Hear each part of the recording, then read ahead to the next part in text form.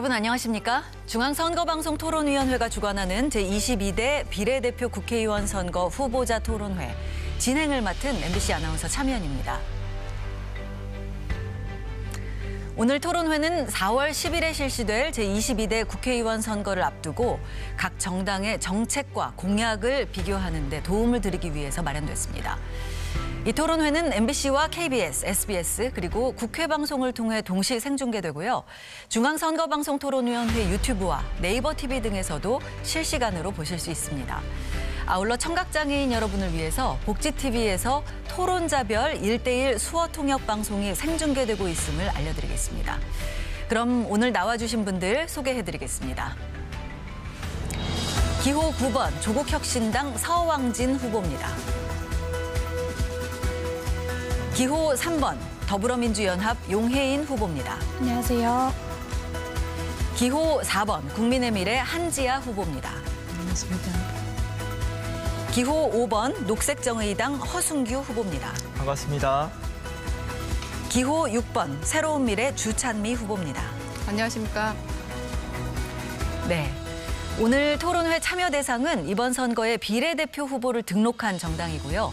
공직선거법의 기준인 국회 5석 이상, 또 직전선거 득표율 3% 이상, 언론기관의 여론조사 결과 평균 지지율 5% 이상의 어느 하나라도 해당하는 정당이 초청 대상이 되는데요. 이 기준에 따라 초청된 정당을 대표해서 5분이 나오셨습니다.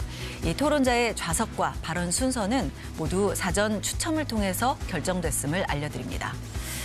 자, 중앙선거방송토론위원회는 국회의원 선거를 앞두고 총 3번의 비례대표 후보자 토론회를 개최하는데요. 오늘은 그 마지막 경제, 사회 분야에 대한 토론을 진행합니다. 총 2개의 주제로 토론하는데요. 주제별로 사회자 공통질문에 답변하고요. 첫 번째 주제는 주도권 토론, 두 번째 주제는 시간 총량제 토론으로 이어갑니다. 마지막으로 각 당의 마무리 발언으로 오늘 토론회는 끝이 납니다. 주어진 발언 시간이 끝나면 마이크가 자동으로 꺼진다는 점 유념해 주시고요. 국민 여러분이 지켜보고 계시는 토론회인 만큼 상호 비방이 아닌 정책과 공약 중심으로 열띤 토론 펼쳐주시기를 부탁드리겠습니다. 자, 그럼 본격적으로 토론을 시작하겠습니다. 첫 번째 주제는 민생경제 활성화 방안입니다. 먼저 사회자 공통질문 드리겠습니다. 현재 우리 경제는 고금리 고물가의 여파로 경기 침체가 장기화하면서 일반 국민은 물론 소상공인과 자영업자의 고통도 커지고 있습니다. 본격적인 선거운동에 돌입한 각 정당은 한 목소리로 민생을 강조하면서 각종 대책을 내놓고 있는데요. 선거를 앞두고 재정 건전성을 고려하지 않은 공약 남발이라는 지적도 있습니다. 각 당의 민생경제 활성화를 위한 구체적인 방안을 들어보겠습니다. 답변 시간은 1분입니다. 기호 9번 조국혁신당 서왕진 후보부터 답변해 주시죠. 존경하는 국민 여러분, 나라를 구하는 9번 조국혁신당 서왕진입니다. 눈떠보니 후진국 채 2년이 걸리지 않았습니다. 고물가 고금리로 서민들의 고통이 가중되고 있습니다. 소비금리가 급격히 위축되고 그 여파로 소상공인 자영업자는 코로나 시기보다 더 어려운 시간을 보내고 있습니다. 윤석열 정부는 부자 감세로 작년 56조나 세수를 펑크냈습니다. 외환위기도 금융위기도 코로나도 아닌 상황에서 민생경제를 빈사 상태로 몰아넣었습니다. 그것도 모자라 R&D 예산 축소로 미래까지 죽이고 있습니다. 민생경제를 활성화해야 할 정부가 경기 침체의 진앙지입니다. 민생경제 활성화를 위해서는 무엇보다 우선 부자 감세를 중단하고 재정을 확충해야 합니다. 그래서 적극 재정을 통해 국민이 체감할 수 있도록 시장에 활력을 불어넣어야 합니다. 조국혁신당은 무능한 윤석열 정부가 무너뜨리는 민생을 보듬고 경제를 살리기 위해 가장 먼저 행동하겠습니다. 네, 기호 3번 더불어민주연합 용혜인 후보 답변해 주시죠. 존경하는 국민 여러분, 기호 3번 더불어민주연합 용혜인입니다. 경제가 정말 위기입니다. 물가는 치솟는데 성장도 소득도 바닥입니다. 이토록 민생 살림에 무능한 정권은 처음입니다. 고물가 고금리로 고통받는 서민들을 위해서는 텅 비어버린 국민들의 호주머니를 채우는 것이 가장 먼저입니다. 민생회복지원금 25만 원 절실합니다. 재벌 대기업과 부자들에게만 수십조 원씩 돈 쥐어주는 감세 일변도 정책만 바꿔도 충분히 가능합니다. 더 큰 문제는 정부 여당이 기후위기 대응도 탈탄소 산업 전환과 기술 혁신도 포기해버린 것입니다.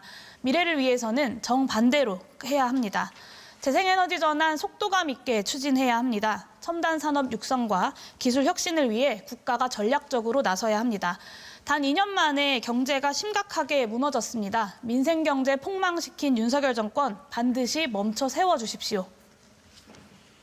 네, 이번엔 기호 4번 국민의 미래 한지아 후보 답변해 주시죠.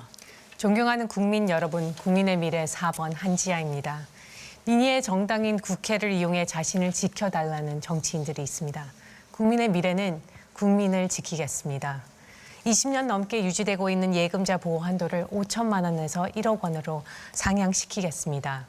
민주당 주도로 추진돼 내년 시행 예정인 금융투자소득세를 폐지하고 현행 주식 양도세 과세 체계를 유지하겠습니다. 서민과 소상공인을 위한 중저 신용대출도 확대해 나가겠습니다. 제도에 막혀 휠에 쉬지 못하고 계시는 근로자 여러분, 국민의 미래가 공의를 다시 여러분께 돌려드리겠습니다. 중소 중견기업 근로자의 정년 후 재고용을 활성화시키겠습니다.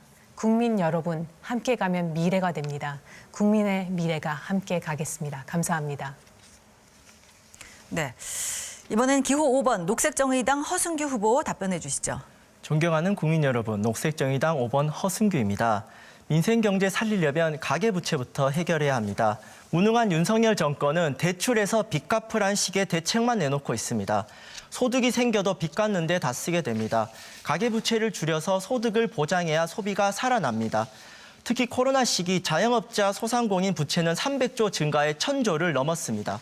한계 자영업자 소상공인의 수는 약 44만 명, 그 빚은 100조에 달했습니다. 녹색정의당은 부채 탕감을 위해 기금 30조를 조성하겠습니다.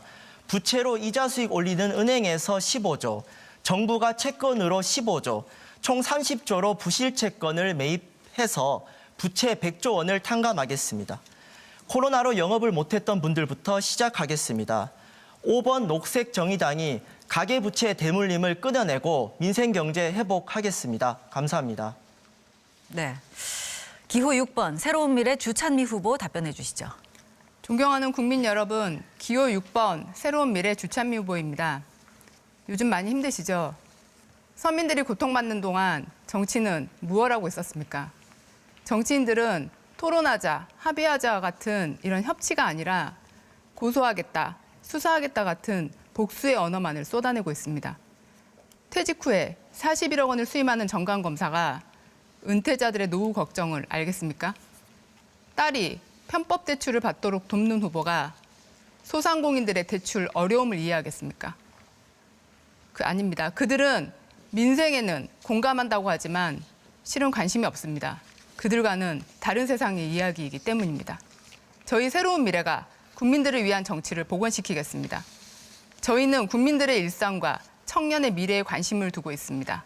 믿을 수 있는 신당 기호 6번 새로운 미래가 반드시 보여드리겠습니다. 네. 각 당의 답변 들어봤는데요. 이제 주도권 토론으로 빠르게 이어가도록 하겠습니다. 정해진 순서에 따라서 주도권을 가진 토론자가 상대 토론자를 지명해서 질문과 답변을 이어가는 등 주도권을 갖고 토론을 진행하시면 됩니다. 5분께 각 9분의 주도권 시간을 드리는데요. 주도권자는 가급적 한 번 발언할 때 2분 이내로 해주시길 바랍니다. 반드시 2명 이상에게 질문하셔야 하고 답변 시간은 최소 40초를 보장해 주셔야 합니다. 이 규칙대로 진행되지 않으면 사회자가 개입할 수 있다는 점 알려드립니다. 그럼 지금부터 주도권 토론 시작하겠습니다. 순서에 따라서 기호 9번 조국혁신당 서왕진 후보 주도권 토론 시작하시죠. 예, 민생위기 타결을 위해서는 무엇보다 돈이 돌게 해야 된다고 생각합니다. 정부가 적극적인 재정 정책을 펼쳐서 골목에 생기가 돌고 또 소상공인 자영업자의 매출이 일어나게 해야 합니다. 그런데 윤석열 정부는 재정 건전성 또는 긴축 재정이라는 이념에 매몰돼서 민생 경제를 팽개쳤습니다. 특별한 경제 위기가 오지 않았는데도 지난해 경제 성장률이 민간 소비와 정부 지출의 합인 내수가 부진해서 굉장히 낮았습니다. 예를 들어 2023년 2분기에 소비와 투자, 수출이 모두 감소하는 이른바 트리플 위기가 왔는데요. 민간 소비나 민간 투자가 줄어든 것에 비해서 정부 소비나 정부 투자의 감소폭이 훨씬 컸습니다. 이 말은 정부가 경기 침체의 진앙지라는 것입니다. 또 지난 한 해 정부 지출은 불과 1.3%만 증가했습니다. 이것은 2000년 이후에 가장 낮은 수치를 기록한 것인데요. 이렇게 낮은 정부 지출이 내수 악화의 진원지가 되고 있는 것입니다. 정부가 지출을 줄이면 내수가 나빠집니다. 그러면 또 새 수입이 줄어들고 재정 건전성이 더 악화되는 악순환의 고리에 빠지게 됩니다. 현재 민생 경제 침체는 정부 재정 정책의 실패가 만든 위기라고 할 수 있습니다. 국민의 미래 한지아 후보님께 여쭙겠습니다. 행정안전부에서 지역사랑 상품권 정책의 효과 분석을 실시했는데요. 그 결과를 보면은 이 지역사랑 상품권은 해당 업종의 매출을 증대시키고 또 일자리를 증가시키고 지역균형의 발전 효과까지 가져온다고 그럽니다. 그런데 이렇게 효과가 검증된 지역화폐, 즉 지역사랑 상품권 예산을 윤석열 정부 들어와서 2022년과 또 2023년에 연속 전액 삭감을 추진했습니다. 이렇게 정부 정책의 기조가 민생 경제를 침체시키는 원인 중 하나라는 지적이 많은데 여기에 동의하십니까? 꼭 동의하지는 않습니다. 모두에게 여기서의 키워드는 선순환 지속 가능성이 되겠습니다.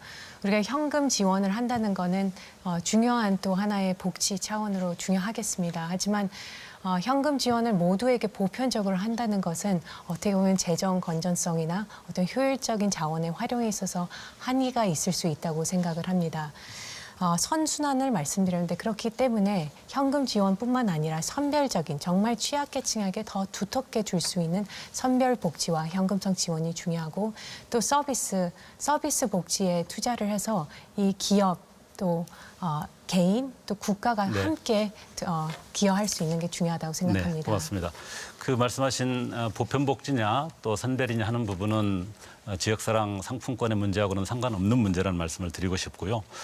보통 이 재정을 가지고 지출을 확대해서 균형 재정을 좀 일부 포기하더라도 경기 침체를 좀 적극적으로 방어할 것이냐 아니면은 경기 침체가 좀 있더라도 균형 재정을 달성할 것이냐 보통 이렇게 정부 정책이라는 것은 두 마리 토끼 중에 하나라도 잡기 위해서 그렇게 노력을 하기 마련인데요.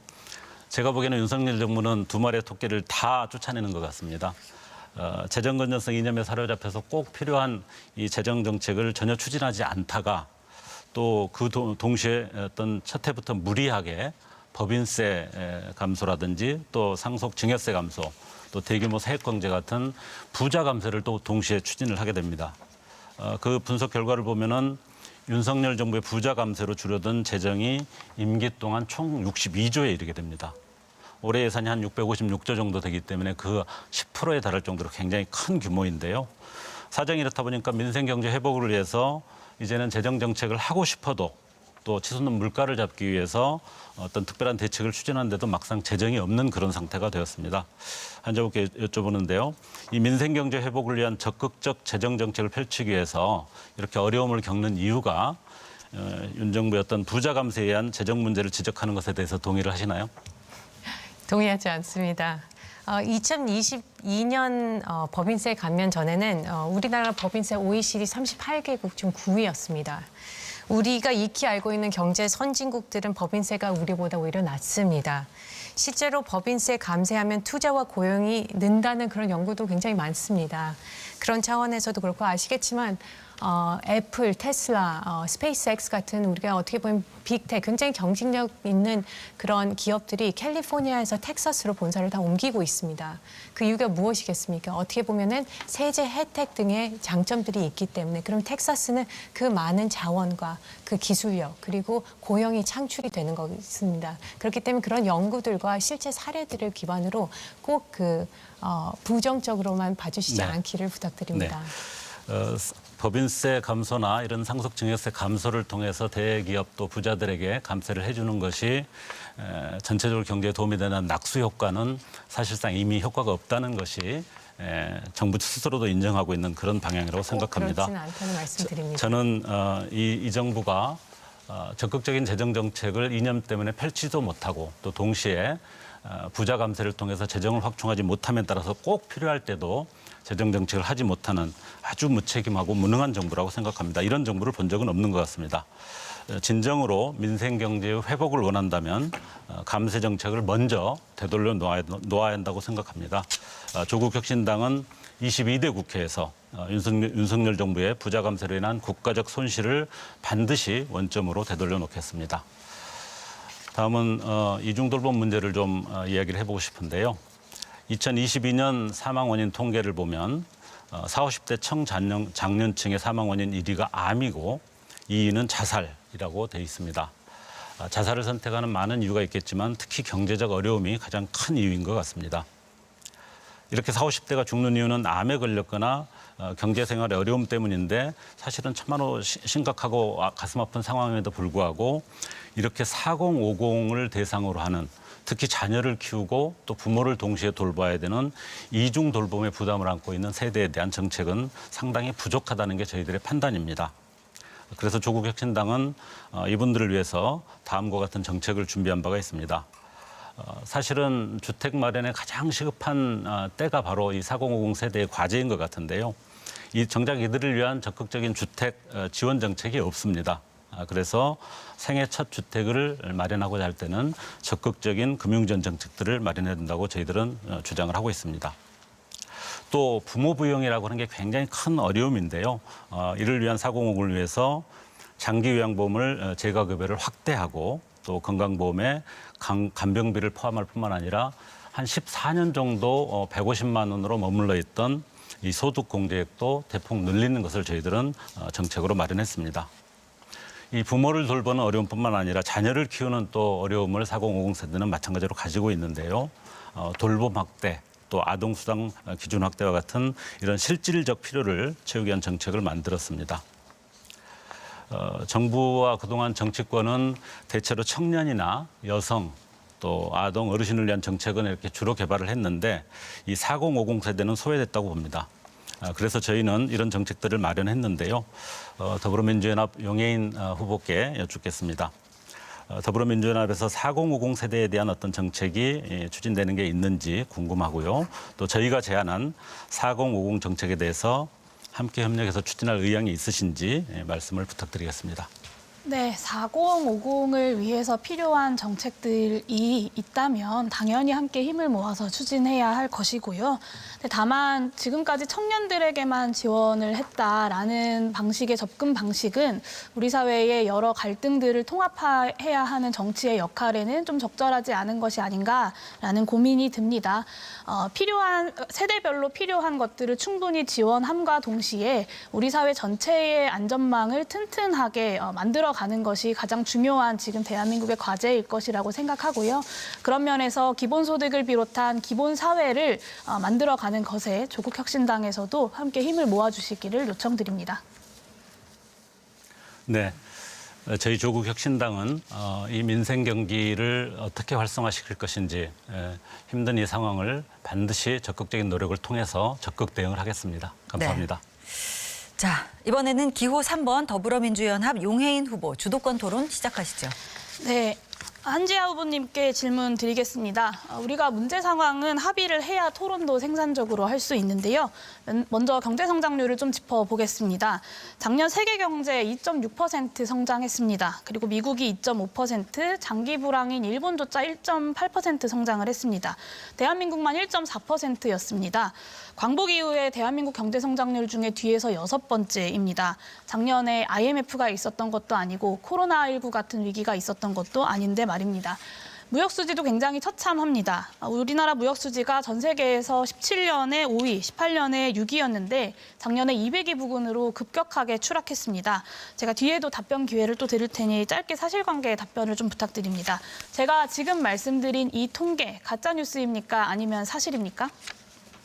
제가 그 통계는 정확하게 확인을 하지 못했기 때문에 지금 말씀드리기는 어렵지만 제가 알기로는 22년에는 역대 최대 수출액을 달성했다는 것으로 알고 있고 지난해에는 외국인 투자액이 300억 달러 돌파한 것을 최대 투자 유치 시적에 달성한 거는 그 통계는 제가 알고 있습니다. 네, 뭐라고 변명을 하시든 처참한 경제 실적이라는 것은 수치가 증명하고 있습니다. 경제 폭망, 이건 인정하셔야 합니다. 윤석열 대통령이 뭐라고 하셨습니까? 대한민국 제1호 영업사원이 되겠다고 하셨는데 이 정도면 심할서 말고 사직서를 쓰셔야 합니다. 다음은 에너지 전환에 대해서 좀 살펴보겠습니다. 기업이 사용하는 전력 전체를 재생에너지로 충당하자는 세계적인 캠페인이 바로 아리백입니다. 애플이나 구글 같은 세계적인 기업들도 동참하고 있고 이 아리백에 동참하지 않는다면 이 기업들과 거래할 수 없는 건 물론이고 탄소 악당 기업으로 찍혀서 경쟁력 손상도 불가피합니다. 아리백에 참여하지 않으면 첨단 산업 수출액이 40%가 급감할 수 있다는 KDI 보고서도 있습니다. 이것만 50조에서 100조 원에 이릅니다. 아리백뿐만이 아니라 탄소 국경 조정제도 알고 계실 텐데요. 미국과 EU가 주도하고 있는 새로운 무역 관세입니다. 핵심은 기업의 생산 과정에서 발생한 탄소량을 따져서 그만큼 관세로 불이익을 주겠다는 것입니다. 당연히 재생에너지 전환은 이것의 기본적인 대응책이어야 합니다. 그런데 지금 윤석열 정부처럼 에너지 전환은 거부한 채로 탄소 국경세가 도입이 되면 수출과 경제에 엄청난 충격일 수밖에 없습니다. 그런데 윤석열 대통령이 후보 시절에 몰랐던 건 넘어가더라도 한동훈 위원장이 최근에도 아리백 모르면 어떻냐라는 이야기를 하셨고요. 최근에 국민의 미래에서는 아리백 따라하는 건 기후 4대주의다라는 입장을 내기도 했습니다. 정말 충격적인데요. 관련해서 두 가지 질문 드리겠습니다. 현재 우리나라 핵발전소에서 생산한 전기는 탄소 국경세에서 재생에너지에 포함되지 않습니다. 이것이 맞습니까? 그리고 두 번째는 정부 여당에서는 아리백 말고 CF100을 하자고 하는데요. 핵심은 핵발전소를 포함시키는 것입니다. 그러면 이 CF100이 아리백을 대체하고 세계적인 국제 표준으로 자리 잡을 가능성이 있습니까? 기업들 참여가 늘고 있습니까? 답변 부탁드립니다. 저에게 질문하시는 네. 거예요. 예. 말씀하셨듯이 아리백은 캠페인입니다. 그리고 제가 말씀드리고 싶은 건 UN, 구글, 마이크로소프트는 아리백이 아니라 말씀하신 대로 무탄소로 가는 CF100을 주장하고 있습니다. 그래서 엄연한 차이가 있고요. 그리고 강조하고 있는 것은 탄소량입니다. 탄소량이 줄어드는 게 우리의 목표입니다. 그렇기 때문에 현재 윤석열 정부가 추진하고 있는 이런 CF100에 대한 지향점은 틀리지 않다고 생각을 합니다. 아시겠지만 일본 후쿠시마 원전 사고 이후에 미국이나 일본, 프랑스, 영국 모두 다 원전에 대한 거를 재고 검토를 했습니다. 하지만 원전을 제가 주도권 건설하는 토론이어가지고요. 제가 진행했다는 설명드리겠습니다. 말씀드리겠습니다. 500대 국내 기업 82%가 CF100에 참여 의사가 없다고 합니다. 무역 경쟁에서 전혀 실효성이 없기 때문입니다. 이미 EU에서 탄소 국경세 시범 시행하고 있습니다. 내후년이면 정식적으로 도입되고요. 이 탄소 국경세에서 핵발전소로 생산한 전기는 포함되지 않습니다. 이대로 가면 대한민국 수출 정말 큰일 납니다. 재벌 총수들이랑 대통령께서 떡볶이 드실 시간에 재생에너지 전환 대책을 논의하셨어야 합니다. 지금 기업들 발 동동 구르고 있습니다. 하나만 더 짚겠습니다. 대한민국이 석유가 나는 나라도 아니고 국토가 넓고 인구가 많은 나라도 아닙니다. 결국에는 기술 혁신과 인재 육성으로 살아남아야 하는데요. 윤석열 정부 들어서 R&D 예산 삭감됐습니다. IMF 때도 깎지 않았던 그 예산을 삭감한 것입니다. R&D 예산 축소, 가짜뉴스인지 사실인지 답변해 주시고요. 윤석열 대통령과 정부 여당이 R&D 예산 삭감에 대해서 제대로 반성하는 것을 본 적이 없습니다. 오늘 이 자리에서 지금이라도 국민들 앞에 사과하시겠습니까? 제가 대통령님 대신해서 사과할 일은 아닌 것 같고요. R&D 삭감, 특히 계속 과제 삭감이 과도하게 된 부분도 있다는 것을 인정합니다. 그리고 정부도 인지하고 있고 내년에 이거에 대해서 개선책을 마련하고 있고 또 예산 증대에 대해서도 힘쓰겠다고 얘기를 하고 국민의 미래는 그 부분에 대해서 저희는 열심히 정부를 도울 것입니다. 과도하게 삭감을 했다면 국민들 앞에 미래를 갉아먹은 예산 삭감에 대해서 사과하셔야 되는 것입니다. 오늘의 IT 강국 그리고 반도체 강국 대한민국이 있기까지 국가의 전략적인 인내자본 투자가 있었습니다. 기업들이 단기적 이윤을 넘어서 중장기적인 관점에서 투자할 수 없기 때문입니다. 결국 핵심은 전략적인 공공투자입니다. 그래서 제안 드립니다. 향후 10년간 500조 정도는 들여서 재생에너지 전환 신속하게 추진해야 합니다. 한국은 매년 에너지원 수입에만 150조 원씩 쓰는 나라입니다. 10년이면 1,500조입니다. 그것의 3분의 1만 투자해도 가능합니다. 두 번째로는 기술 혁신에도 과감하게 투자해야 합니다. 우리나라는 국가 R&D 예산을 올해 15%나 깎았습니다. 첨단 산업 육성을 위해서 미국이 40조, 일본이 23조, 중국이 43조를 증액한 것과는 굉장히 대조적입니다. 윤석열 대통령만 빼고 모두가 다 알고 있습니다. 혁신기술의 미래가 국가 R&D 투자에 달려 있다는 것을 말입니다. 이 투자 재원 전체를 증세를 통해서 마련하는 것이 어렵다면 정부가 미래혁신 채권을 발행하는 방안을 적극적으로 고려해야 합니다. 그리고 채권을 한국은행이 그대로 인수하면 이자 없이도 활용할 수 있습니다. 이 미래혁신기금을 투자해서 수익이 발생하면 국민 모두에게 기본소득으로 나누어 주어야 합니다. 경제성장이 고용과 소득으로 이어지지 않는 시대입니다. 경제를 살리면서도 불평등을 해소할 수 있는 유일한 방법이 바로 기본소득입니다. 선진국에서 이미 널리 퍼져 있는 국부펀드를 미래투자형 그리고 기본소득형으로 도입하자는 것입니다. 2030년까지 이제 5년 남았습니다. 대한민국 경제에 명운이 걸린 중요한 시점입니다. 국운을 걸고 미래를 향해서 과감하게 투자해야 할 때이고요. 그런데 윤석열 정부는 긴축과 감세만 앵무새처럼 되뇌일 뿐이지 전략과 비전이 보이지 않습니다. 이래서는 경제가 가면 갈수록 더 나빠질 수밖에 없다는 점 말씀드립니다. 마지막으로 새로운 미래 주찬미 후보님께 질문하겠습니다. 민생회복지원금 25만 원 제안에 대해서 이낙연 대표께서 그런 건 이재명 대표의 못된 버릇이다 라고 혹평하셨습니다. 지금도 그 입장 유지하십니까? 네, 답변 드리겠습니다. 돈을 준다면 싫어할 사람이 어디 있겠습니까? 우선 13조 원의 예산을 사용함에 있어서 저희는 우선적으로 경제의 지속 가능성을 고려해야 한다고 생각합니다. 또한 시중에 돈이 풀릴 경우에 물가 상승의 압력이 커집니다. 이러한 인플레이션 우려도 저희는 같이 하고 있습니다.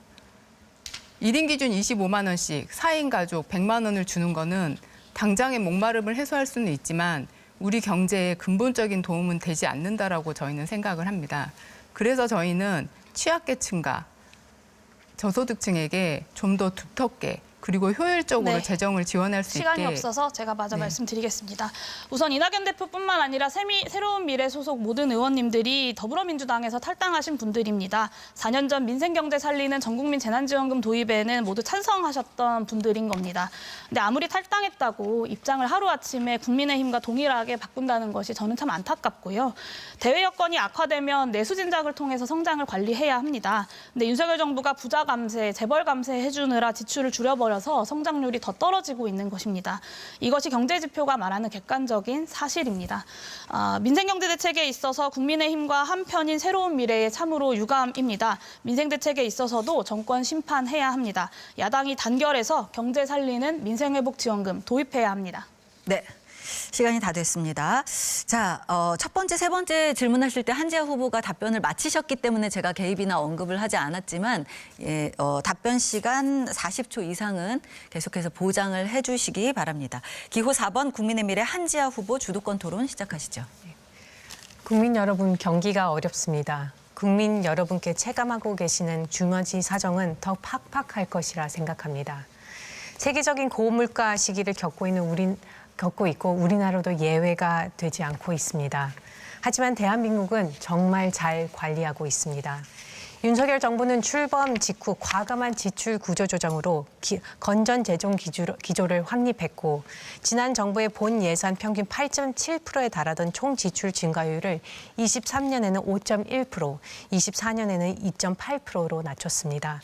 특히 올해는 역대 최저 수준입니다. 어려운 대외 여건 속에서도 정상 세일즈 외교를 필두로 22년에는 역대 최대 수출액인 6,836억 달러를 달성했고 지난해에는 외국 투자 유치액 300억 달러를 돌파해 역대 최대 투자 유치를 실적을 달성했습니다. 국제통화기금 IMF가 전망한 올해 우리나라 성장률은 2.3%입니다. 이는 미국 2.1%, 프랑스 1.0%, 일본 0.9%, 영국 0.6%보다도 높습니다.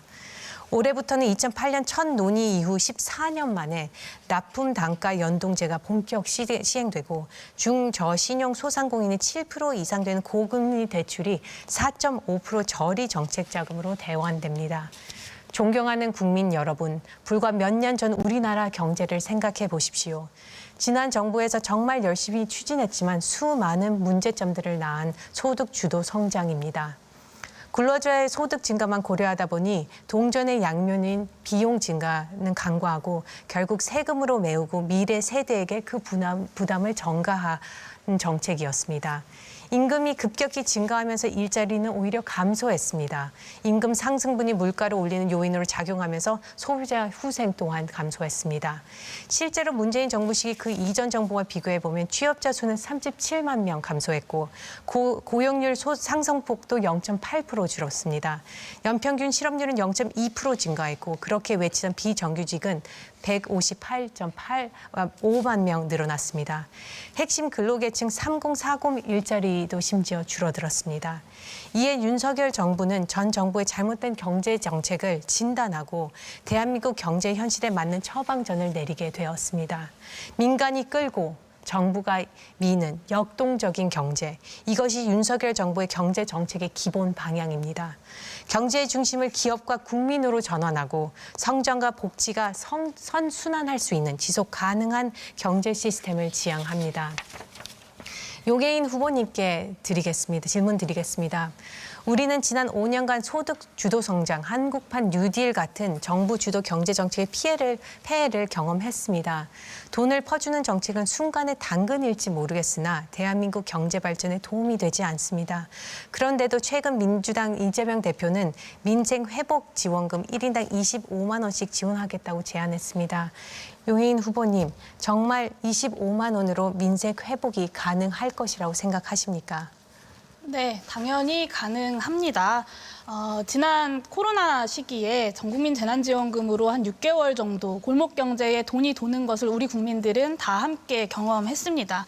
그리고 경제학에서는 일반적으로 경제활동 수준이 기존 성장 추세를 벗어나서 침체 상태라면 재정 지출을 늘려도 물가 자극이 제한된다는 것이 정설입니다. 그리고 결국 논점은 정부 지출이 물가를 추가로 자극하느냐 안 하느냐가 아니라 이미 저성장 상태에서 오를 대로 올라 있는 물가 고통을 가계가 전담하게 하느냐, 정부와 가계가 분담하느냐입니다. 당연히 이렇게 어려운 상황에서는 정부가 이 고통을 함께 분담해야 하는 것입니다.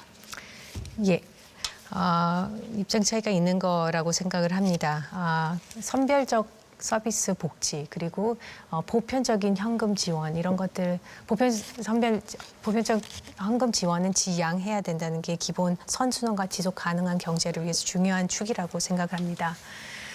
존경하는 국민 여러분, 입법부의 운동장이 심각하게 기울어져 있는 것을 잘 알고 계실 겁니다.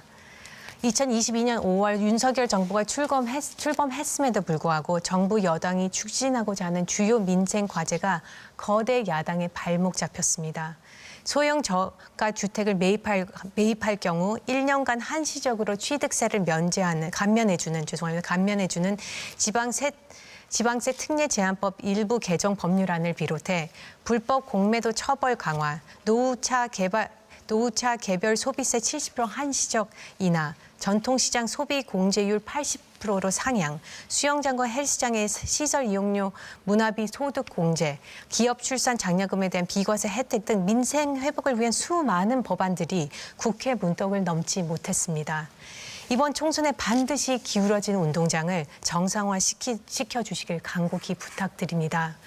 국민의 미래는 국민의 힘과 함께 새로운 변화가 내 앞으로 올 수 있도록 최선을 다할 것입니다. 민생 회복의 양팔을 걷어붙이고 모두 함께 동행하는 대한민국을 만들겠습니다. 우선 최중증 발달장애인 1:1 맞춤형 돌봄 체계를 추가 확대하고 가족 돌봄 부담 경감을 위한 24시간 긴급 돌봄 지원을 늘리겠습니다.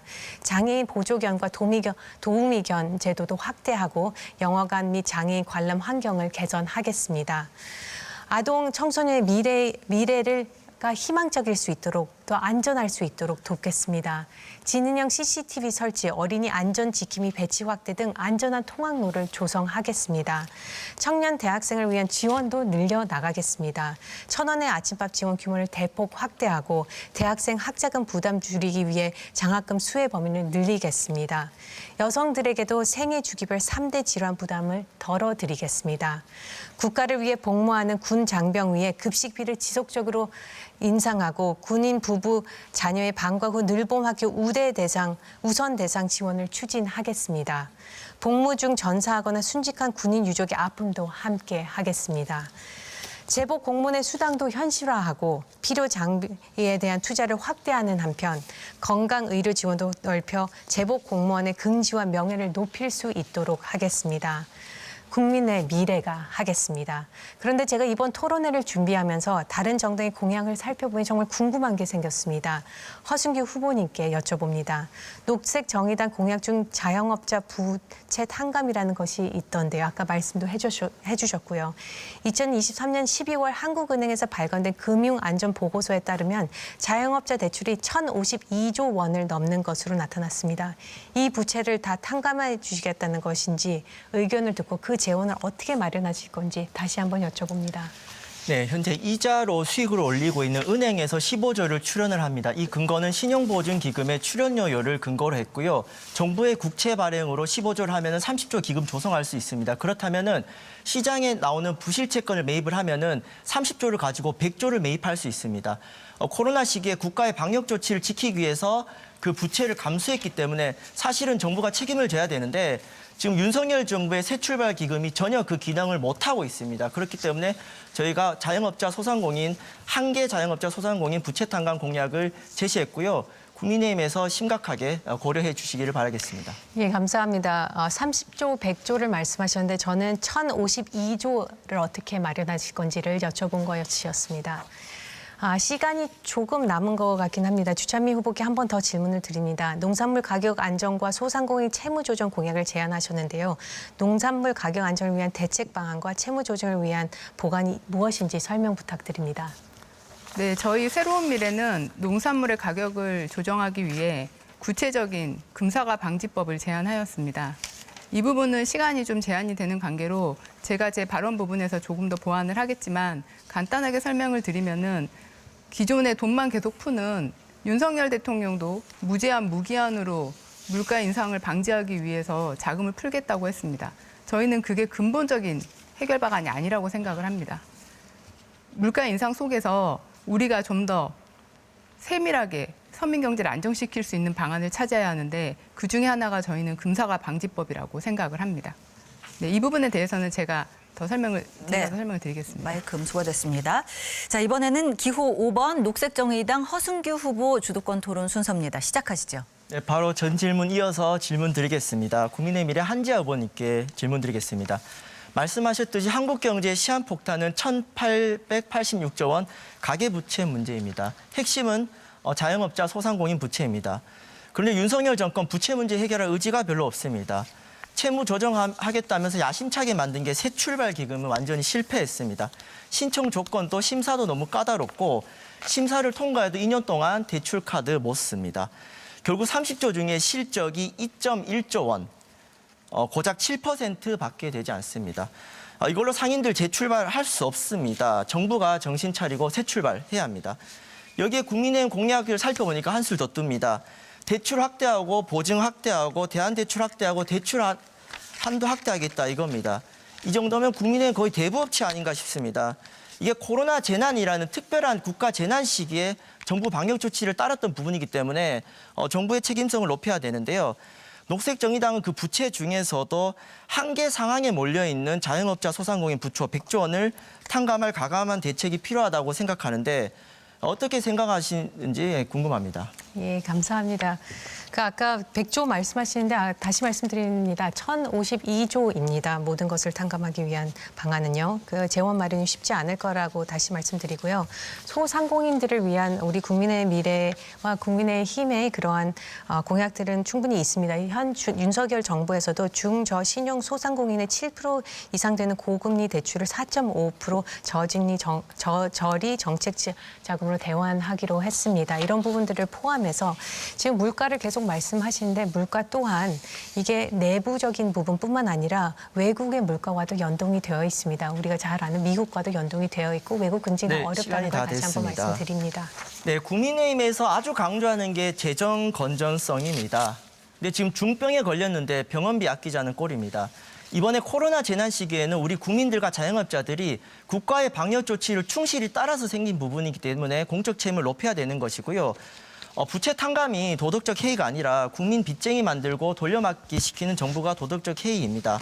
그래서 저희가 이 30조 부실채권을 매입하는 것은 부채 이자 수익으로 늘어난 은행에 있어서 15조를 출연하는 것이고 또 정부가 국채 발행으로 하는 거기 때문에 증세 없이 할 수 있습니다. 그래서 일단 한계 상환 부채 100조를 청산하겠다는 것입니다. 왜냐하면 계속 상환 대출 연장하기 때문에 자영업자들이 소득이 생겨도 이게 소비로 전환되지 않습니다. 그리고 저희는 전국 지자체 채무조정 담당 부서를 설치하고요. 현재 회생 전문 법원이라는 게 있습니다. 그게 수도권과 부산에 있습니다. 충청도, 전라도, 대구, 경북에 없기 때문에 지역 균형 발전 차원에서도 대전, 대구 그리고 광주에 이거를 설치하겠다는 말씀드립니다.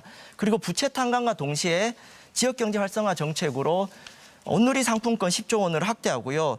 윤석열 정권이 삭감했던 지역사랑 상품권 예산 복구하고 캐시백을 15%로 늘리겠습니다. 그리고 비싼 간편결제 수수료 인하하겠고요. 불필요한 체크카드 수수료 없애겠습니다. 그리고 일자리 안정자금 부활시키고 골목형 상점가 지정 기준 완화해서 이제 각종 정책 지원을 폭넓게 적용하겠습니다. 국민 여러분, 우리 경제의 실핏줄인 자영업자와 소상공인이 살아나야 우리 경제도 살아납니다. 22대 국회에서 녹색정의당은 부채 탕감 문제와 소상공인 활성화 공약을 강력히 추진하겠습니다. 네, 이어서 한지아 후보님께 질문 드리겠습니다. 지금 기후위기 국가적 재난입니다. 고물가의 원인이기도 합니다. 우리 윤석열 대통령 대파 가격도 잘 모르시는데 대파, 사과, 농산물 가격 불안 원인이 기후위기입니다. 그런데 국민의힘은 작년에 기후대응기금 예산을 949억 원 삭감해놓고 얼마 전에 기후대응기금 늘리겠다고 공약하고 있습니다. 이율 배반적입니다. 감세 정책과 핵발전 몰빵까지 세계적인 기후위기 대응과 역주행하고 있습니다. 기후위기 대응에 시급하게 예산을 써야 하는데 무분별한 신공항 건설과 같은 좌초자사 낭비성 예산에 돈을 쓰고 있습니다. 물론 이것은 더불어민주당도 마찬가지입니다. 윤석열 대통령 민생투어 현장에 기후위기 현장 없습니다. 당장 내년에 충남 태안의 석탄화력발전소 폐쇄됩니다. 그런데 발전소 노동자들과 지역 주민들의 생계 대책 전혀 없습니다. 지금 가뜩이나 고물가, 고금리로 민생이 어려운데 우리 발전소 노동자들과 충남의 지역 주민들, 소상공인들 죄다 길거리에 나앉게 생겼습니다. 이분들 일자리 전환 대책 있습니까? 민생 대책 어떻게 하실 것입니까? 예, 지금 말씀하신 부분은 대단히 저도 들으니까 마음이 아픈 부분이 있습니다. 더 살펴봐야 되고 더 확인해야 되고 저희가 더 세심하게 대책을 마련하도록 하겠습니다. 기후위기에 대해서 말씀하셨는데 원자력 발전소만 활성화하는 거에 관심이 있다고 하시는 그렇지 않습니다. 저희는 적절하게 모든 것을 아까 말씀드린 탄소 배출을 줄이는 방향으로 가려고 하고 있습니다. 아까 조금 아까 용해인 후보님께도 말씀드렸지만 많은 경우에 원자력 후쿠시마 원전 이후에 원자력 발전에 대한 거를 재검토했지만 대부분의 나라들은 원자력 발전 중심 정책은 잘 알고 있고요. 그러니까 이 석탄화력 발전소 기후위기 해결을 위해 폐쇄해야 되지만 우리 노동자와 지역민들의 삶까지 폐쇄할 수 없습니다. 윤석열 정권 대통령 당장 찾아가야 될 곳이 우리 노동자들 아니겠습니까? 녹색정의당은 정의로운 에너지전환 특별법과 공공중심 100% 재생에너지 대전환으로 기후위기 대응과 일자리 전환, 민생 함께 챙기겠습니다. 녹색 공공임대주택 건설과 노후주택, 그린 리모델링으로 녹색 일자리 창출하고 냉난방 기본권 보장하겠습니다. 그리고 이제 정치인들의 연탄 봉사 이벤트 끝내야 됩니다. 7만 연탄 가구 난방시설 교체로 에너지 효율성과 기본권 모두 챙기겠습니다. 기후위기와 지역소멸 대응도 같이 가야 됩니다. 무분별한 신공항 건설 대신 공공교통, 무상교통 확대로 지역교통 불평등과 지역민 이동권 개선하고 지역경제 활성화시키겠습니다. 지역의 어르신들 마을버스가 부족해 병원을 못 가고 있습니다. 새만금 신공항 건설 중단하면 전라북도 공공교통, 무상교통, 특별자치도로 만들 수 있습니다. 녹색 순환 경제로 발상의 전환이 필요합니다. 탄소세와 기후배당으로 탄소 배출 줄이고 저소득층에게 혜택을 드리겠습니다. 녹색정의당이 기후도 살리고 지역과 민생을 지키겠습니다. 네, 다음은 우리 용인 후보님, 더불어민주당 기본소득당 출신 용인 후보님께 질문 드리도록 하겠습니다. 두 가지 질문인데요. 윤석열 정부 부자 감세 참 심각하죠. 용인 후보님 평소에도 비판적이신 걸로 알고 있고 민주당도 똑같이 비판하고 있습니다. 그런데 2022년 15월 대규모 감세 법안을 민주당과 국민의힘이 함께 통과시켰습니다. 작년에 국민의힘과 같이 예산안 밀실에서 합의했습니다. 민주당이 합의하지 않았으면 통과 안 됐겠죠. 용인 후보님 당시에 감세 법안 찬성하지 않았던 걸로 기억하는데 이런 민주당의 언행불일치에 대해서 어떻게 생각하시는지, 그리고 감세 법안 철회해야 한다고 보십니까? 이거 하나가 있고요. 두 번째로는 지금 더불어민주당, 조국혁신당 전부 다 공항 얘기 안 합니다. 기후 얘기하면서 전 세계적인 트렌드와 달리 신공항 침묵하고 있거든요. 가덕도, 제주, 제2공항, 새만금 이거 다 합치면 20, 30조 원 예산이 있습니다. 왜 이거 공항 얘기 안 하십니까? 작년에 가덕도 신공항 표결 찬성도 반대도 아닌 기권표 던졌는데요. 민주당이 함께 통과시킨 감세 법안에 대한 입장과 이 공항 정책 어떻게 할 것인지 답변 부탁드리겠습니다. 네, 말씀하신 것처럼 저는 국회에서 일관되게 감세 정책에 반대해 왔습니다. 그리고 제가 가장 앞장서서 반대한 의원이라고 저는 자부합니다. 앞으로도 이 대한민국의 미래를 망치는 윤석열 정부의 감세 정책에 대해서 계속해서 목소리를 낼 것이고요. 그리고 이 감세 정책에 대해서 지금 더불어민주연합에서도 함께 반대하고 있다는 점 말씀드립니다. 그리고 더불어민주당이라는 가장 큰 야권의 가장 큰 정당을 더 개혁적으로 견인해내는 것이 저의 역할이라고 생각합니다. 네, 5초 남았습니다. 네, 원래 연합 정치는 그런 것입니다. 그리고 연합 정치를 하고 있는 녹색정의당에서도 잘 알고 계실 거라고 4년 전에 생각합니다. 견인하시겠다 하면서 더불어시민당이 들어갔는데 실패하지 않았습니까? 실패하지 여러분, 않았습니다. 녹색정의당 원칙 있게 윤석열 정권 심판하고 진보 정치의 틀을 세우도록 하겠습니다. 기후위기와 민생해결 녹색정의당에게 많은 지지 부탁드리겠습니다. 네, 시간이 다 됐습니다. 자, 기호 6번 새로운 미래 주찬미 후보 주도권 토론 시작하시죠. 네, 좀 전에 더불어민주연합 용해인 후보께서 저희가 정부와 여당 편이라고 일가를 하셨는데요. 저희 새로운 미래는 누구의 편도 아닙니다. 바로 국민의 편입니다. 그리고 양당이 이렇게 싸움을 하는 동안 우리의 서민 경제는 점점 더 피폐해져 가고 있다는 사실을 명심하시기 바랍니다. 저희 새로운 미래는 국민의 경제 성장을 위해서 좀 더 현실성 있고 근본적인 정책을 마련했습니다. 그중에 하나가 바로 금사과 방지법입니다. 과일 가격이 1년 전보다 40%나 올랐습니다.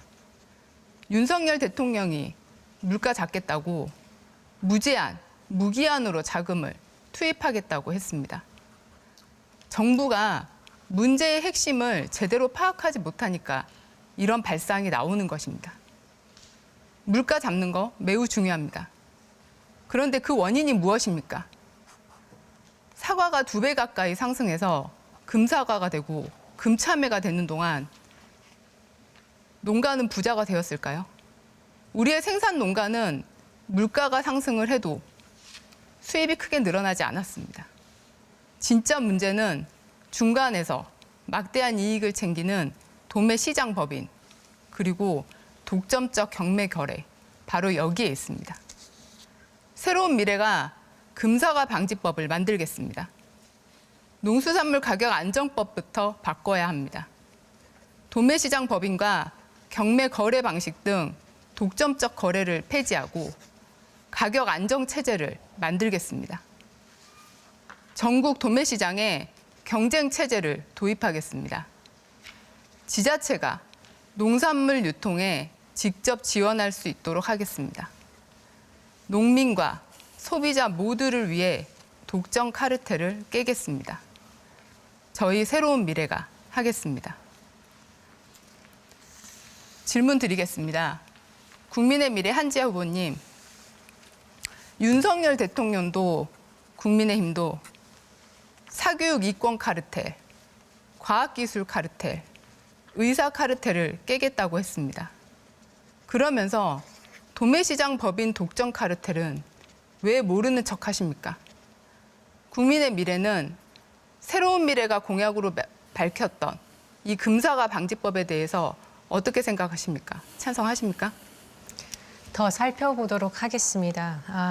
말씀하신 대로 사과값이 오르고 있는 건 그래서 서민 경제나 우리 모두 국민들의 경제가 어렵다는 것은 대단히 송구스럽게 생각합니다. 말씀드렸듯이 대내 사정뿐만 아니라 대외 사정도 이것과 연동이 되는 것으로 생각하고 있습니다. 하지만 그 외에도 기후로 인한 수급 불안도 그 원인이 현재는 되고 있습니다. 그런 차원에서 아까 말씀드렸던 그런 CF100 원자력의 필요성에 대해서는 다시 더 말씀드릴 필요가 없을 거라는 생각이 듭니다. 정부도 노력하고 있습니다. 3월 1,500억 원 추가 지원금으로 농산물 가격 안정 자금을 투입을 하고 있고 또 생필품의 부가세 10%에서 5% 인하도 추가하려고 노력 중입니다. 최선을 다하겠습니다. 네, 정책을 추진함에 있어서 가장 쉬운 방법이 돈을 풀겠다라는 이야기입니다. 총선을 앞두고 거대 양당은 무조건적인 돈을 풀기로 서로 경쟁하듯이 하고 있습니다. 감세 정책 또한 마찬가지입니다. 좀 더 세밀하게 서민 경제를 위해서 우리는 고민할 필요가 있습니다. 그리고 그 고민은 저희 준비된 새로운 미래가 누구보다 더 앞장서서 서민 경제를 발전시킬 수 있다고 생각을 합니다.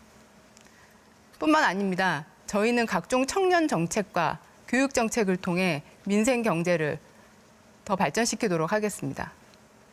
윤석열 정부 들어서 청년이 사라졌습니다. 그 많던 청년 정책들을 다 없애버렸습니다. 새로운 미래는 윤석열 정부에서 없앤 청년 정책을 되살리겠습니다. 첫 번째로 바로 내일 채용 공제부터 살리겠습니다.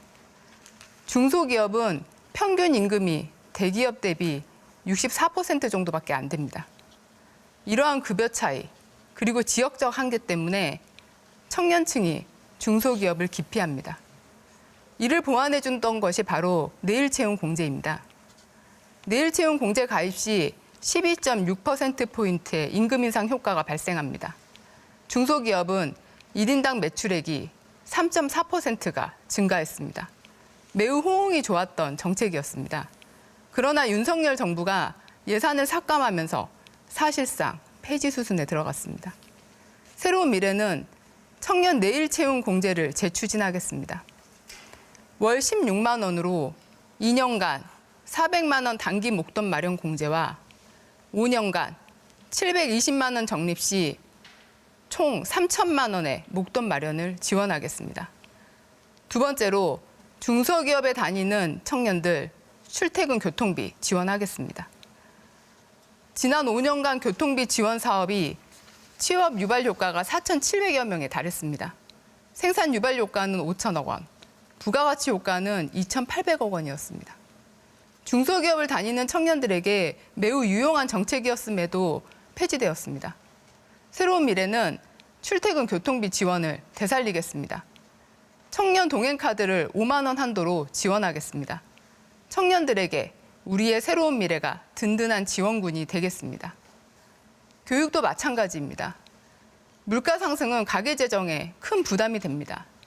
특히 자녀들의 사교육비는 지출 부담이 굉장히 커지는데요. 새로운 미래는 EBS의 모든 콘텐츠를 무료화하겠습니다. 국가 자격증 관련 온라인 강의, 평생교육, 콘텐츠 등을 늘려나가겠습니다. 돈이 없어도 인터넷만 있으면 공부할 수 있는 시대를 열겠습니다. 조국혁신당 서왕진 후보에게 질문 드리겠습니다. 소득 격차가 교육의 격차로 이어지는 이러한 상황을 끊어내야 합니다. 교육 격차는 진보와 보수를 떠나 기득권과 비기득권으로 양극화되어 가고 있습니다. 사교육비가 없어서 고민하는 학생들이 조국 혁신당이 공정한 교육 기회를 보장할 자격이 있다라고 보겠습니까? 후보님께서는 조국 대표의 부모 찬스가 없는 그런 우리 청년들이 사교육비에 대한 부당 경감과 이와 관련된 정책에 대해서 교육의 공정성을 회복하기 위해 어떠한 정책들을 가지고 있으신지 설명을 해주시기 바랍니다. 네, 저희 조국혁신당은 강령에서 우리 사회가 안고 있는 가장 심각한 문제 중에 하나인 계층 이동이 지금 막혀버린 이 문제에 대한 적극적인 대응을 표방했습니다. 특히 교육 부분에 있어서 또 입시 정책에 있어서 특별한 사교육을 받지 않고 또 학교 공교육을 충실하게 이행했을 때 그것이 입시 과정에서 자연스럽게 연결될 수 있는 그런 정책들을 적극적으로 교육 개혁을 통해서 사라져버린 계층 이동 사다리를 다시 복원해야 된다라고 하는 그런 입장을 가지고 있고요. 그런 정책에 대해서 조국 대표를 포함한 저희 조국혁신당 모두가 강력한 의지를 가지고 있다는 점을 말씀드리겠습니다. 네, 알겠습니다. 우리 대한민국은 빠르게 늙어가고 있습니다. 우리나라 노인 빈곤율이 40.4%로 OECD 국가 중에서 압도적인 1위입니다. 더 큰 문제는 출생 인구가 줄어들면서 국민연금의 재정 고갈도 심각한 상황입니다. 이러한 많은 은퇴자들의 퇴직 후의 재취업과 연금에 관련돼서도 저희 새로운 미래는 많은 정책들을 도입하고 있습니다. 고령자 고용보장 국가 책임제를 시행하겠습니다. 국민참여공론화위원회를 시작하고 국회 조기 입법 추진 절차를 진행하겠습니다. 희망하는 고령자의 경제활동 기간을 늘리겠습니다. 은퇴자가 스스로 자녀에게 짐이 되는 생각을 안 해도 되는 사회를 저희 새로운 미래가 만들겠습니다. 네. 5당의 후보자의 첫 번째 주도권 토론 여기서 마치겠습니다. 민생경제 활성화 방안과 관련해서 정말 방대한 정책들 이야기가 나왔습니다. 1시간 안에 진단 처방이 다 내려질 수는 없겠죠. 각 당의 입장 어떤지 귀 기울여 들어봤습니다. 자, 여러분께서는 지금 중앙선거방송토론위원회가 주관하는 제22대 비례대표 국회의원 선거 후보자 토론회를 시청하고 계십니다. 자, 두 번째 토론 주제는 저출생 극복을 위한 실효적 방안입니다. 이번에는 사회자 공통질문에 답변한 후에 시간 총량제 토론으로 진행합니다. 먼저 사회자 공통질문 드리겠습니다. 지금 대한민국은 심각한 저출생 위기에 직면해 있습니다. 2023년 기준 우리나라 합계 출산율이 0.72명으로 세계 최저 수준을 기록했고 올해는 0.6명대로 더 떨어질 거라는 전망입니다. 정부를 비롯해 기업 등에서도 각종 출산 지원책을 내놓고 있지만 상황은 호전되지 않고 있습니다. 일자리와 주거, 보육 등과 연계한 지원과 사회적 인식 변화까지 고려한 대책이 필요해 보이는데요. 각 당의 저출생 위기 극복을 위한 방안을 들어보겠습니다. 답변 시간은 1분입니다. 이번에는 기호 3번 더불어민주연합 용혜인 후보부터 답변 듣겠습니다. 대한민국 완전히 망했네요. 우리나라 저출생 현실에 한 외국 교수가 이렇게 말했다지요. 참으로 부끄럽고 또 비통합니다. 초저출생은 그 자체로 대한민국의 민생 위기이고 또 성장 위기이고 안보 위기입니다. 지금까지 해온 것처럼 임신과 출산만 찔끔 지원해서는 안 됩니다. 그런데 윤석열 정부의 안일함은 막대한 경제적 손실로 돌아올 것입니다. 앞으로 5년 그리고 10년이 골든타임입니다. 전문가들은 2030년대 중반부터는 어떤 정책 처방도 효과가 없을 것이라고 전망합니다. 절체절명의 국가 위기에는 도전적인 정책 처방이 반드시 필요합니다. 기호 3번 더불어민주연합은 3가지 대책을 약속드립니다. 아동 청소년 기본소득, 주 4일제 시행, 그리고 기본 주거 실현으로 소득과 노동시간, 주거 3가지 근본 문제부터 해소하겠습니다. 국가의 존망이 걸린 일에는 과감하고 전폭적인 노력이 필요합니다. 더불어민주연합이 더 빠르게, 더 도전적으로 해결하겠습니다. 네, 기호 4번 국민의미래 한지아 후보 답변해 주시죠. 예, 우선 용혜인 후보님께서 말씀하신 우리나라는 망하지 않았습니다. 지금 대한민국이 직면해 있는 저출생 위기는 물론 위기이고 최상위 국가적 과제이며 고난이도의 현안은 맞습니다. 저출생 문제는 몇 가지 대책으로만 해결할 수 없는 것은 사실입니다.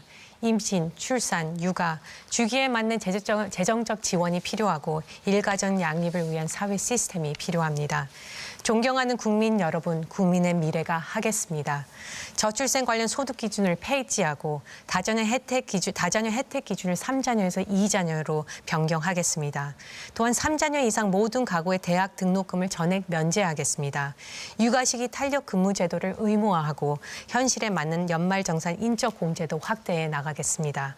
문제에 있어서 현금성 지원을 주장하는 일부 야당과는 달리 육아 부담 격차, 경력 단절 격차, 맞벌이 부부에 대한 지원 지원 격차, 대기업, 중소기업의 격차를 해결하겠습니다. 국민의 미래가 하겠습니다. 감사합니다. 네. 기호 5번 녹색정의당 허승규 후보 답변해 주시죠. 지금 태어난 아이 100명 중 54명이 고소득층 가정에서 태어납니다. 저출생 대책은 불평등 대책이어야 합니다. 첫째, 가족을 이루고 싶은 청년들에게 10년간 공공임대주택을 제공하고 아이가 태어나면 10년을 추가 보장해서 최대 20년은 집 걱정 없도록 하겠습니다. 둘째, 시간이 있어야 사랑도 합니다. 급여 상관없는 주 4일제로 노동시간을 단축하겠습니다. 셋째, 임신, 출산에 들어가는 의료비 전액을 지원하고 청소년, 미혼부모, 외국인 등에게도 맞춤형 서비스 제공하겠습니다. 넷째, 출산과 연계한 자동육아 휴직제와 3개월 아빠 휴직 할당제를 실시하겠습니다. 자영업자, 중소기업도 쓸 수 있는 대체인력지원센터 설립하겠습니다. 다섯째, 교육 격차를 대폭 해소해서 사교육비 걱정을 덜겠습니다. 사랑에 걸림돌이 없는 평등한 대한민국, 5번 녹색정의당이 만들겠습니다. 네. 기호 6번 새로운 미래 주찬미 후보 답변해 주시죠. 돈 준다고 애 낳는 거 아닙니다. 대한민국이 직면한 저출산의 문제는 단순한 숫자의 문제가 아닙니다. 7시에 나가서 10시 돼서 들어오는데 언제 애를 낳고 키우겠습니까? 이 저출산 문제를 해결하기 위해서는 단순히 출산을 장려하는 정책을 넘어서 젊은 세대가 안심하고 가정을 꾸릴 수 있는 사회적, 경제적 환경을 조성하는 것이 매우 중요합니다. 즉, 삶의 질을 개선해야 합니다. 집도 있어야 하고 일자리도 있어야 합니다. 마음 편히 애들도 가르칠 수 있어야 합니다. 사회적 지원 시스템에 걸친 전반적인 개선이 필요합니다. 이제는 우리 모두가 해결책의 일부가 되어야 합니다. 그리고 새로운 미래가 이러한 문제들을 해결하기 위해 앞장서겠습니다. 감사합니다. 네. 자, 기호 9번 조국혁신당 서왕진 후보 답변해 주시죠. 네, 저출생 문제는 매우 복합적인 원인 구조를 가지고 있습니다. 결혼 연령이 계속 상승되는 거라든지 무자녀 신혼부부가 증가하는 것, 또 그리고 우리 사회의 높은 경쟁 압력과 고용, 주거, 양육에 있어서 불안정성이 높아서 이런 것들이 원인이 되고 있습니다. 아주 세분화된 접근과 또 현실 체감도를 높이는 정책이 굉장히 중요합니다. 지난 10수년간 280조 원의 정부 예산이 투입됐음에도 불구하고 저출생 문제 해결에 별다른 성과를 거두지 못했습니다. 노동시간 단축, 또 자동육아휴직제, 육아휴직 기간 소득 보장 등의 여러 대안들이 거론됩니다. 그렇지만 이런 정책들도 정부의 어떤 정책의 파편화, 또 정치권의 대립으로 인한 사회적 합의의 실패 등으로 인해서 제대로 실행이 되지 않고 있습니다. 조국혁신당은 노동시간 단축, 또 실질적인 돌봄 정책의 실행 방안, 또 정책 추진을 위한 재정, 세제 문제 등을 중요 과제로 제시하겠습니다. 조국혁신당은 더 빠르고 더 강하고 더 선명하게 저출생 문제 해결에 나서겠습니다. 네. 각 당이 생각하는 저출생 극복 방안에 대해서 들어봤습니다. 곧바로 시간 총량제 토론으로 이어가겠습니다. 각 토론자에게 발언할 수 있는 시간 9분의 총량 시간을 드립니다. 역시 한번 발언할 때 되도록 2분을 넘지 않도록 해주시기 바랍니다. 발언하실 분은 손을 드시면 제가 발언권을 드릴 거고요. 2분 이상이 동시에 손을 든 경우에는 남은 시간 등을 고려해서 발언권을 드리도록 하겠습니다. 그럼 기호 3번 더불어민주연합 용혜인 후보부터 시작하겠습니다. 발언해 주시죠. 네, 우리나라 출생률이 전쟁 중인 우크라이나보다 더 낮았다고 합니다. 이게 무슨 뜻입니까? 대한민국에서 아이를 낳고 기르겠다는 결단이 전쟁 중인 나라보다 더 어렵다는 뜻입니다. 그야말로 초유의 사태입니다. 그렇기 때문에 저출생 문제만큼은 여야가 조건 없이 힘을 모아야 합니다. 문제가 이 정도로 심각하다면 해법도 용기 있게 확 바꿔야 합니다. 아이 한 명당 한 달 평균 양육비만 71만 원입니다. 한 명의 아이를 26살까지 키우는데 정부 지원 다 제외하고 3억 7천만 원이 든다고 합니다. 아이 키워서 대학 보내는데 직장인 10년치 연봉을 쏟아 부어야 한다는 뜻입니다. 그런데 우리나라 1인당 아동 청소년 현금 지원 OECD 평균의 절반밖에 되지 않습니다. 유엔 아동권리위원회가 대한민국 정부에 아동복지 예산 좀 확대하라고 권고하기도 했습니다. 이 문제부터 바로 잡아야 합니다. 기호 3번 더불어민주연합은 그래서 아동청소년 기본소득 도입을 약속드립니다. 초등학교 입학 전 만 7세까지 매월 50만 원, 사회초년생 만 24세까지 매월 30만 원씩 지원하자는 것입니다. 새로운 미래 이낙연 대표께서 더불어민주당 대표이던 시절 아동수당 확대를 약속하셨습니다. 녹색정의당도 이제 아동수당 확대를 공약하고 있습니다. 아마 조국혁신당도 별 이견은 없으실 것이라고 생각합니다. 더불어민주연합만큼 도전적이냐 아니냐의 차이가 있지만 다 같은 방향입니다. 이제 남은 건 윤석열 정권과 국민의힘뿐입니다. 그래서 국민의 미래 한지아 후보님께 여쭤봅니다. 자녀 한 명 월 평균 양육비 71만 원에 저는 30만 원, 50만 원 기본소득도 충분하지 않다고 생각합니다. 다만 전례 없는 국가 위기에 이 정도로부터라도 당장 시작해보자는 것입니다. 윤석열 대통령도 부모 급여 인상하자고 하셨습니다. 22대 국회에서 더불어민주연합이 아동 청소년 기본소득 법안 제출하면 국민의 미래에서 동의해 주시겠습니까? 예, 저에게 질문이 제일 많으시네요. 아동과 청소년에게 지원하는 것 당연히 반대하지 않습니다. 근데 기본 소득에 대해서 우리가 좀 조심스럽게 접근해야 됩니다. 경제적인 이유로 아이를 낳지 않는다면 취약계층에게 더 지원해야 되는 게 맞겠죠. 모두에게 지원하는 것보다는요. 말씀드렸듯이 우리가 최대한 효율적으로 재정을 사용하기 위해선 선별적으로 현금 서비스, 현금 복지를 지원해야 됩니다. 국민의 기본 소득은 직업이나 수입, 자산의 유무를 묻지 않고 누구에게나 조건 없이 꾸준하게 주는 것은 어떤 나라도 택하고 있지 않는 제도입니다. 그렇기 때문에 말씀하셨듯이 우리 OECD 국가 중에서 육아와 양육에 대한 보육에 대한 그런 복지 예산이 적다면 당연히 그걸 늘려야 되겠습니다. 하지만 그 방법에 있어서는 여러 가지 방법이 있을 것이라고 생각하고 무엇보다도 선순환 구조, 민간 기관, 정부 개인의 책임을 분산할 수 있는 구조. 그래서 우리가 강조하고 있는 일가정 양립이 가능하게 육아휴직 급여 상한액을 인상하고 아빠 1개월 유급 출산 휴가를 의무화하고 기업에게 대체 인력 고용 지원금을 2배로 인상하고 또 중소기업 대체 인력 고용이 어려운 경우 업무를 대신할 수 있는 동료에게 수당을 지급하는 그러한 선순환 구조 지속 가능한 그러한 대책이 필요하다고 생각합니다.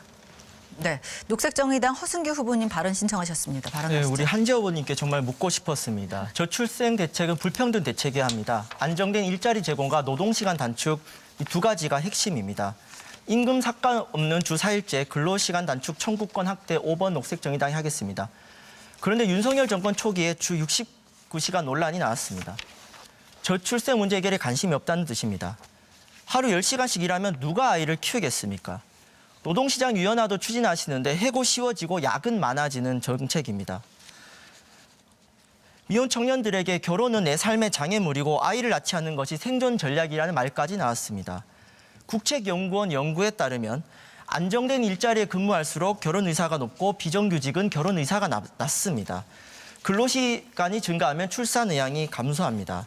이렇게 노동시장의 문제와 근로시간 단축이 핵심의 문제입니다. 그런데 윤석열 정권과 국민의힘은 정반대로 가고 있습니다. 한지아 후보님, 비정규직 규제하고 노동시간 단축하실 계획이 있으십니까? 노동시간에 대해서는 아무런 대책이 없는 것 같습니다. 저출생 문제에 대한 부분이고요. 그래서 우리가 노동 관련해서 일가정 양립에 대한 것을 지금 강조하고 있다는 걸 다시 한번 말씀드립니다. 우리가 불평등을 저출생이랑 엮는 경우가 굉장히 많습니다. 하지만 우리가 보면은 지니 개수는 점점 불평등 지수는 우리나라의 경우는 점점 좋아지고 있는데도 불구하고 출산율은 떨어지고 있습니다. 그럼 그게 과연 어떤 연관성인지 더 세밀하게 봐야 되지 불평등 지수가 높아진다고 불평등이 있다고 해서 저출산이 곧바로 연결된다. 이런 논리들은 조금 더 확인이 필요할 것이라고 생각합니다. 네. 네. 네, 새로운 미래 주찬미 후보 답변하시죠. 네네.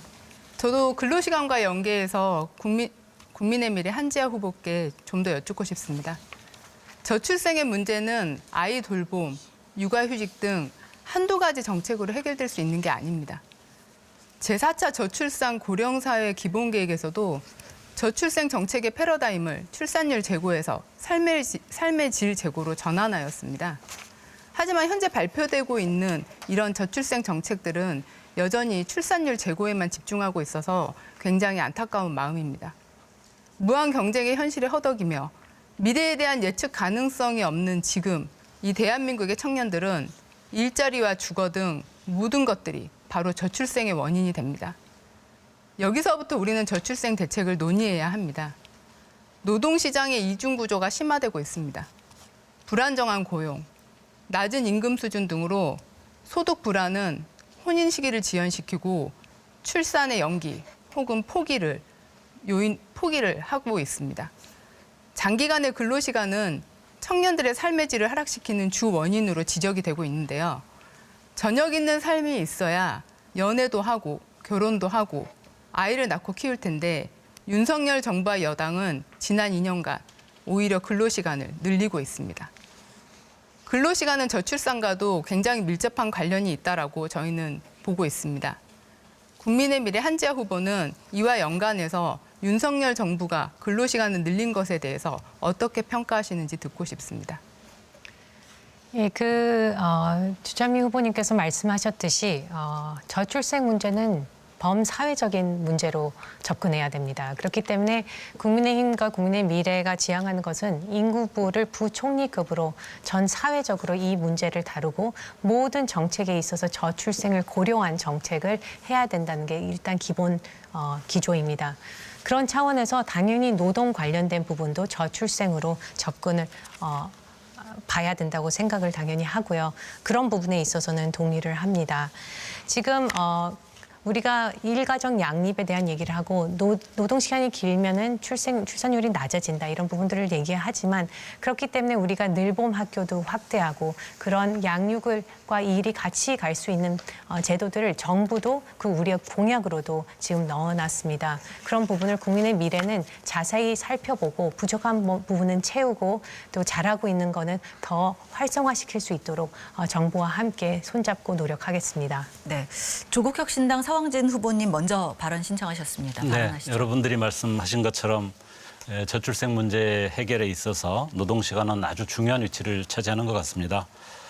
특히 우리 젊은 세대들이 가장 중요시하는 삶의 방식, 즉 일과 생활의 조화, 워라밸이라고도 이야기를 하죠. 이런 것들이 실현돼야지 젊은 세대들이 무한 경쟁의 압력에서 좀 벗어나서 새로운 어떤 기회, 또 결혼과 출산을 생각할 수 있는 여유를 갖게 될 수 있을 것 같습니다.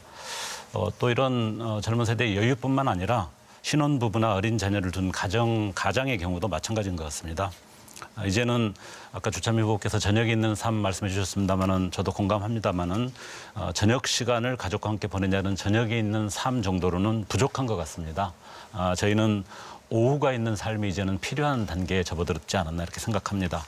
한 오후 4시 정도는 어떤 조건이 된다면 퇴근을 해서 개인의 취미나 또 자기 개발의 시간을 갖고 육아가 필요한 경우에는 일상적으로 아이를 돌볼 수 있는 그런 라이프 스타일을 우리가 가질 수 있는 새로운 어떤 전환이 필요하다 이렇게 생각을 합니다.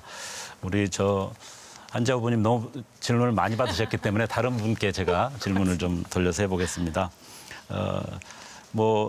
더불어민주연합이나 녹색정의당 모두 주 4일제 또는 주 4.5일제 이런 논의들을 상당히 활발하게 적극적으로 하시고 계신 것 같습니다. 저는 본격적으로 우리 사회가 이 문제에 대해서 사회적 공론을 적극적으로 벌여나가야 된다고 생각하는데 용해인 후보님 혹시 당에서 생각하시는 주 4일제나 4.5일제 관련해서 또 어떤 좀 구체적인 계획을 가지고 계신지 궁금하고요. 한 가지 더 질문을 드린다면 용 후보님 어린 아이 국회에 한번 데리고 등원하셨던 모습을 아주 예쁘게 봤는데요. 육아휴직 문제 관련해서 지금은 이제 월 단위 체계로 돼 있는데 이것을 일 단위로 변화를 시키면 육아휴직을 쓰는 사람 입장에서 훨씬 더 유연하게 또 자유롭게 쓸 수 있다 이런 의견이 있고요.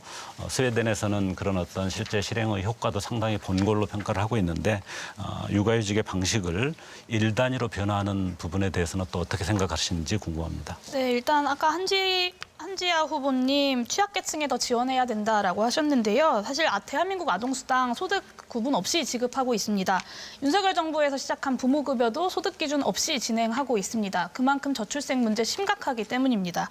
그런데 기본이라는 이름만 붙으면 이런 반대하는 입장을 내는 것에 어떤 정치적 의미가 있는 것은 아닌가라는 생각이 듭니다. 그리고 주 4일제 로드맵에 대해서 말씀을 드리면 주 5일제를 시행하던 당시를 한번 상상해 보시면 좋겠습니다. 공공기관 시범 운영부터 시작해서 1,000명 이상의 사업장 그리고 학교, 정부 부처와 부서와 군부대 이렇게 좀 점진적으로 확대를 해 나갔었다는 점 우리가 참고할 수 있을 것 같습니다. 그리고 한지아 후보님께서 그래서 늘봄학교를 한다, 노동시간 문제 이야기하시면서 이렇게 얘기를 하셨어요. 돌봄 정책 필요하지만 야근하면서도 아이 키울 수 있게 하자는 틀린 접근 방식입니다. 노동시간 단축이 없으면 저출생은 필연적일 수밖에 없습니다. 야근하지 않아야, 그리고 더 일하지 않고도 살만해야 아이 낳고 키워볼 생각이라도 하게 되는 겁니다. 그게 제 또래의 일하는 엄마 아빠들의 공통된 인식이고요. 전 세계에서 가장 오래 일하기로 악명 높은 나라가 대한민국입니다. 이걸 안 바꾸고 청년들이 아이를 안 낳는다라고 백날 말해봤자 소용이 없을 것입니다. 그래서 저출생 문제 해결하기 위해서는 주 4일제 도입이 반드시 필요하고요. 최소휴식 시간 법제화, 그리고 포괄임금제 폐지도 필요합니다. 근본적인 변화를 꾀해야 인구 소멸 대응도 가능합니다. 아동 청소년 기본소득뿐만 아니라 다양한 소득 보장 정책으로 소득도 지원해야 하고요. 그래야 조금이라도 희망이 생길 것입니다. 한지아 후보님께 한 가지 질문 드리겠습니다. 한지아 후보님께서는 의사이시고 또 세계보건기구에서 고령화 문제를 다룬 전문가이시기도 한데요. WHO 산하의 국제암연구소는 빈번한 야근을 DDT 살충제와 같은 EA급 발암물질로 지정하기까지 했습니다. 과도한 노동시간이 건강도 망치고 있는데요.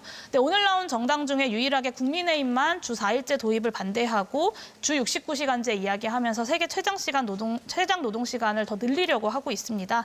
소신 있는 전문가로서 윤석열 정권의 이 장시간 노동정책으로 저출생 문제 해결 가능하다고 보시는지 답변 부탁드립니다. 네, 먼저 질문에 대한 답변 드리고 발언 신청하신 총량제라 상관없지 않나요? 네, 뭐 편하게 해주시면. 네네네. 예, 죄송해요. 질문을 다시 한번 마지막 질문이 뭐였죠? 네, 장시간 윤석열 정부의 노동시간 확대 정책이 저출생 문제 해결에 정말 문제가 아니라고 생각하시는지를 여쭙습니다. 예. 장시간 노동 자체가 저출생에 영향을 주겠죠. 당연히 줄 거라고 생각은 합니다. 하지만 장시간 늘봄 학교 같은 경우에 당연히 야근을 하면 안 되겠지만요. 야근을 했을 경우에 그런 제도적인 뒷받침은 필요합니다. 그렇기 때문에 늘봄 학교와 같은 제도는 당연히 필요하고요. 우리가 문체부에서 작년 11월 달에 이제는 수요조사를 했습니다. 인식조사를 했을 때 저출생에 가장 도움이 되는 그러한 부분은 무엇이겠냐고 질문했을 때 답변이 1순위가 일, 가정, 양립이었습니다. 그렇기 때문에 일을 해야 됐을 때 일을 하고 커리어를 쌓고 그리고 그게 야근이 돼야 된다면은 그 국가가 보육을 할 수 있게끔 도움을 주고 그런 부분이고요. 당연히 노동 관련된 그 장시간 부분에 대해서는 저희 국민의 미래도 들어가서 다시 한번 확인을 해보도록 하겠습니다. 네, 녹색정의당 허승규 후보 발언해 주시죠. 네, 주 4일제 원조 정당 녹색정의당입니다. 저희의 공약을 다른 당에서 많이 다뤄주시니까 되게 반갑습니다. 네, 아까 국민의힘 한지아 후보님이 하신 말씀, 불평등과 저출생이 별로 연관이 없다. 오늘 토론에서 가장 기억에 남는 말씀입니다. 왜 우리 사회 저출생 문제가 해결이 안 되는지 잘 알겠습니다. 네, 그렇게 말씀드린 건 아니라고 다시 한번 말씀해요. 불평등과 저출생 연계가 불평등의 명확하지 여러 않다고 하시지 가지들이 있는데 않습니까? 불평등 지수가 우리는 좋아지고 있는데도 불구하고 저출생은 계속 진행하고 있습니다. 그렇기 때문에 우리가 총괄적으로 모든 걸 범사회적으로 봐야 된다는 것이지 이게 현금성 복지만 한다고 해서 좋아지는 게 아니라고 현금성 복지라고 말씀드립니다. 주장한 적 없고요. 저는 네. 불평등하고 연계성을 말씀드린 것입니다. 네, 한국 사회 자산 불평등의 핵심은 주택입니다. 녹색정의당은 안정적으로 함께 살 수 있는 공공임대 주택을 10년 제공하고 아이가 태어나면 10년 더 제공하는 10년 더하기 10년 주거 대책을 추진하겠습니다. 주거가 안정이 돼야 사랑도 하고 아이도 낳고 키울 수 있지 않겠습니까? 그런데 국민의힘 공공임대 주택 2023년에도 삭감했고 2024년 예산 삭감했습니다. 윤석열 대통령 전국 민생 토론에 돌아다니면서 개발 공약 난사하고 계시고요. 한동훈 위원장님도 별의별 감세 개발 공약 던지고 있습니다. 부자 감세하고 부동산 규제 풀고 집값 뛰어서 표를 얻겠다는 건데 집값 뛰어서 국민의힘 일당되면 청년들이 결혼하고 아이 낳겠습니까? 더 안 낳죠. 결혼정보업체 조사에 따르면 요즘 결혼 비용 3억이 드는데 신혼집 마련 비용이 2억 5천이랍니다. 자기 힘으로 3억 모은 결혼정년기 청년이 얼마나 되겠습니까? 20살 때부터 한 달에 250만 원씩 꼬박꼬박 저축해야 30 돼야 3억이 모일 수 있습니다. 부모 찬스 아니면 99% 불가능하지 않겠습니까? 네, 한국은행 자료를 보면은 주택 마련 부담 때문에 결혼 의향과 희망 자녀 수 악영향 미치고 있고 SH 조사에 따르면 공공주택 입주가 지연될수록 출산도 지연되고 입주 상태가 지속될수록 출산 가능성도 높아진다고 밝히고 있습니다. 청년들이 사랑하는 사람과 함께 사는 미래를 그릴 수 있어야 됩니다. 윤석열 정부가 국민의힘이 삭감한 공공임대주택 예산 복구해야 되지 않겠습니까? 지금이라도 녹색정의당 공약대로 예산 복구하고 값싸고 질 좋은 공공주택 대폭 늘릴 생각 있으십니까? 네, 질문입니다. 예전에 민주당 공약 중에 하나가 우리 아이 보듬주택의 문제점에 대해서 조금 말씀드리겠습니다. 분양전환 공공임대주택은 분양전환 분양가 산정 과정에서 사업자와 임대인 간 분쟁 등 정책 부작용으로 김현미 전 장관이 폐기한 정책이기도 합니다. 그래서 그런 차원에서 그냥 답을 하겠습니다. 주택은 굉장히 중요한 요소입니다. 그 부분에 대해서 당연히 국민의 미래, 국민의힘 그리고 정부도 현재도 살펴보고 있다는 말씀 강조드립니다. 네, 새로운 미래 주찬미 후보가 네. 발언 신청하셨습니다. 말씀하시죠. 네, 새로운 미래 주찬미 후보입니다. 저도 늘봄학교에 대해서 한지아 후보에게 추가적인 질문 드리겠습니다. 정부 여당은 늘봄학교를 굉장히 좋은 정책이라고 말씀을 하셨는데 그 취지와 방향에 있어서는 저희도 동감을 합니다. 하지만 이렇게 졸속으로 추진된 늘봄학교가 현장에서는 얼마나 많은 혼란을 지금 야기하고 있는지 아십니까? 늘봄학교를 운영할 대체 인력도 없습니다. 교사들이 모두 그 짐을 지고 있습니다. 현장에서 부모들은 어린 자녀들을 맡기기 위해서 퇴근 전까지 늘봄학교와 학원을 조율하느라 한 달 내내 스케줄 조정에 많은 어려움을 겪고 있습니다. 비단 정책은 이렇게 늘봄학교만 졸속으로 추진되는 것이 아닙니다. 의정 갈등, 그리고 병복무 200만 원도 마찬가지로 보여주기식의 졸속 정책들이 난무하고 있습니다. 뿐만 아닙니다. 2021년 국민의 미래 한 후보는 사령관 시절 회식 자리에서 부하 대대장들을 향해 육아휴직 신청을 왜 하냐고 공개 면박을 주었다고 합니다.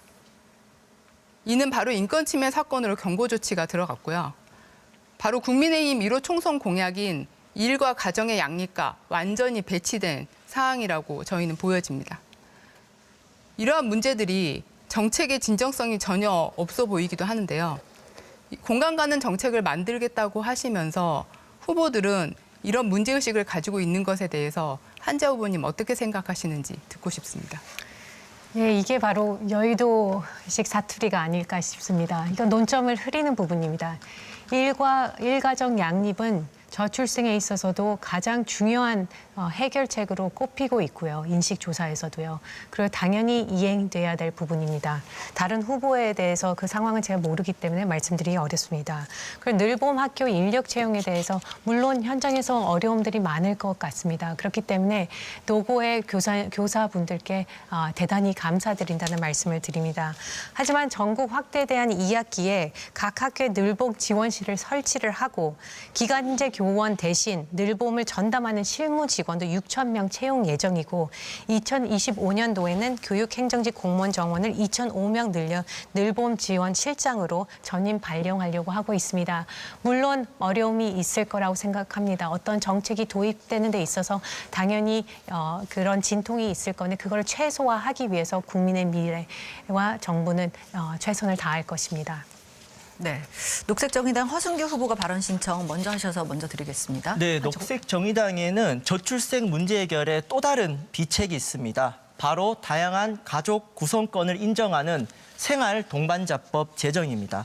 한국은행에서 분석한 출산율을 높이는 요인 1위는 지역 분산이었고요. 두 번째가 바로 비혼 출산 비중을 높이는 것입니다. 저출산 고령 사회위원회가 2023년에 실시한 조사에서 응답자 중 무려 81%가 사실혼 등 다양한 결혼 형태를 인정해야 한다고 응답했습니다. 이미 국민 여론이 동의하고 있습니다. 녹색정의당은 이미 다양한 결혼가족 형태를 인정하는 생활동반자법을 발의한 바 있습니다. 생활동반자법을 제정하면 혼인이나 혈연관계가 아니더라도 서로 의지하며 함께 사는 어르신, 장애인 공동체, 비혼 커플, 다양한 가족이 생활동반자로 인정돼서 법적 보호와 지원을 받을 수 있게 됩니다. 이미 프랑스, 영국, 독일, 덴마크, 스웨덴 등 대다수 유럽 국가들과 미국의 몇몇 주에서도 생활 동반자법과 비슷한 제도를 시행하고 있습니다. 여기 계신 모든 분들께 질문 드리겠습니다. 본인 답변 시간 앞에 짤막한 답변 부탁드립니다. 국민의 미래는 저출생 문제 해결을 위해서 생활 동반자법 제정에 찬성하십니까? 더불어민주연합 새로운 미래 조국혁신당에게도 묻습니다. 22대 국회에서 이 법을 공동 발의하고 통과시키기 위해서 함께 하실 수 있는지 궁금합니다. 찬성하시면 찬성, 반대하시면 반대, 거부하신다면 거부라고 짤막하게 입장을 본인 발언 앞에 붙여주시면 감사드리겠습니다. 네, 모든 후보들에게 답변을 부탁드리겠습니다. 네, 조국혁신당 서왕진 후보 발언 신청하셨습니다. 발언하시죠. 예. 아까 그 앞에 주제로 좀 다시 좀 돌아가고 싶은데요. 사실은 돌봄 문제, 특히 아이 돌봄 문제는 제가 앞에 말씀드린 노동시간 문제만큼이나 이 저출생 문제 해결에 있어서 너무 중요한 주제인 것 같습니다. 조국혁신당은 이 돌봄에, 특히 아이 돌봄의 국가 책임을 제대로 강화하기 위해서 여러 가지 공약들을 제안하고 있는데요. 이 문제가 제대로 해결되지 않고서는 지금 우리 젊은 세대들이 아이 낳는 것에 대한 두려움, 이것을 해결할 수 없다고 생각합니다. 가장 우선 국공립 보육 시설을 과거에는 서울 쪽에 굉장히 많은 수요가 있었는데 지금은 경기 쪽으로 굉장히 그런 수요가 많이 전환되고 있습니다. 그래서 지역 수요에 맞게 적극적으로 확대 배치하는 것이 아주 필요하다고 생각합니다. 특히 돌봄에 있어서 아이 돌봄에 가장 어렵고 지금 심각한 문제가 초등 돌봄인데요. 이 문제 해결을 위해서 돌봄 교실을 대폭 늘리고 학교 안뿐만 아니라 학교 밖에 있는 마을 돌봄 시설도 적극적으로 확충이 필요합니다. 앞에서 이야기도 있었습니다마는 지금 윤석열 정부가 추진하고 있는 늘봄 학교, 학교 내 돌봄 시스템을 강화하고 확대하는 것은 방향은 아주 좋고 필요하다고 생각합니다. 다만 앞에서도 지적하셨듯이 이 정책은 굉장히 정교하고 세밀하게 추진이 돼야 됩니다. 특히 직접적으로 이 정책에 부담을 안게 되는 학교 교사들의 많은 어려움과 고민이 있습니다. 이 문제를 굉장히 정교하고 잘 준비해서 접근하지 못하면 정책이 제대로 시작도 되기 전에 문제에 부닥쳐서 또 좌초하고 마는 그런 우려가 생길 수 있습니다. 지금 의료계획 문제도 그렇습니다마는 현 정부가 정책을 추진할 때 훨씬 더 세밀하게 그리고 당사자들의 의견을 좀 충분하게 들으면서 정책을 좀 준비할 필요가 있다고 생각합니다. 특별히 저희는 교육청하고 지방정부가 이 문제에 대해서 아주 적극적으로 협력해서 돌봄 프로그램도 아주 양질로 만들고 또 돌봄 인력을 대폭 늘려서 교사들이 업무 과중이 많이 생길 거다라는 두려움 자체를 해소해 줘야 된다고 생각합니다. 이렇게 만들어진 일자는 좋은 또 공공 일자리도 된다고 생각합니다. 전체적으로 육아 친화적인 어떤 지역 사회를 조성하고 전 사회가 우리 아이들을 함께 돌본다는 이런 육아 공동체를 잘 활성화하는 것이 꼭 필요하다고 생각합니다. 네, 먼저 발언 신청하신 국민의미래 한지아 후보 발언해 주시죠. 예, 지금 말씀하신 부분에 대해서 공감합니다. 더 세밀하게 함께 조국혁신당과 이 문제를 같이 토론하면서 얘기해 나가면 좋을 거라는 생각이 듭니다. 서왕진 후보님께 그렇기 때문에 여쭤봅니다. 이건 서울연구원장과 서울시 정책수석을 지내신 만큼 우리나라의 저출생 문제 깊은 고민을 이미 많이 하셨을 거라고 생각을 합니다. 대한민국 수도 서울이 추진한 저출생 정책의 모범 사례에 대한 소개와 지방 정부가 벤치마킹하여 지방의 인구 위기를 극복할 수 있는 정책 좀 공유해 주시면 감사하겠습니다. 예. 제가 서울시에서 일한 지가 조금 시간은 지나긴 했습니다마는 제가 서울시에 들어갔던 2010년대 초반에 가장 중요하고 어려웠던 숙제는 영유아 돌봄 시스템이 부족한 것이었습니다. 그래서 국공립 어린이집에 그 아이를 맡기기 위해서 많은 부모들이 엄청난 대기를 해야 되는 그런 상황이었기 때문에 저는 그때 서울시 정부의 가장 초기의 최우선 정책 중에 하나로 국공립 어린이집을 대폭 확충하는 정책들을 굉장히 많이 폈고 또 기왕에 있는 민간 어린이집을 공공화하는 것, 정책 지원을 통해서 그런 정책을 가장 적극적으로 펼쳤다는 기억이 있고요. 최근에는 서울보다는 경기 지역에 그런 수요가 많다는 점 이렇게 인식하고 있습니다. 맞습니다. 네, 제게 발언 신청해 주신 순서대로 먼저 드리겠습니다. 새로운 미래 주찬미 후보부터 발언해 주시죠. 네, 새로운 미래 주찬미 후보입니다. 졸속 정책을 여의도 문법이라고 규정해버리고 현장에서 고생하는 교사들에게 감사하다고만 하면 끝나버리는 그런 국민의 미래의 태도에 심히 유감을 표합니다.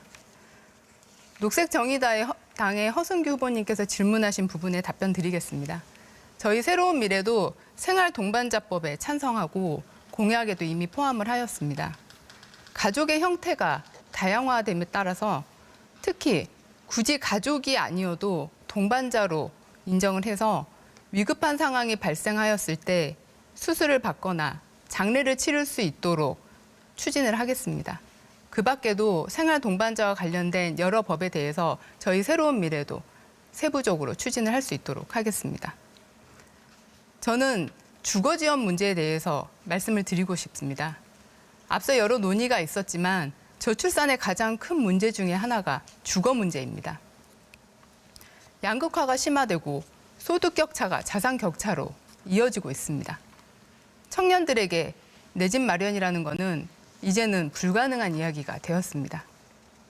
이런 상황에서 조국혁신당은 4050 세대에게 생애 첫 주택 지원을 하겠다고 발표했습니다. 물론 본인 당의 지지를 보내는 그런 세대에 대한 맞춤 공약이라고 생각을 합니다.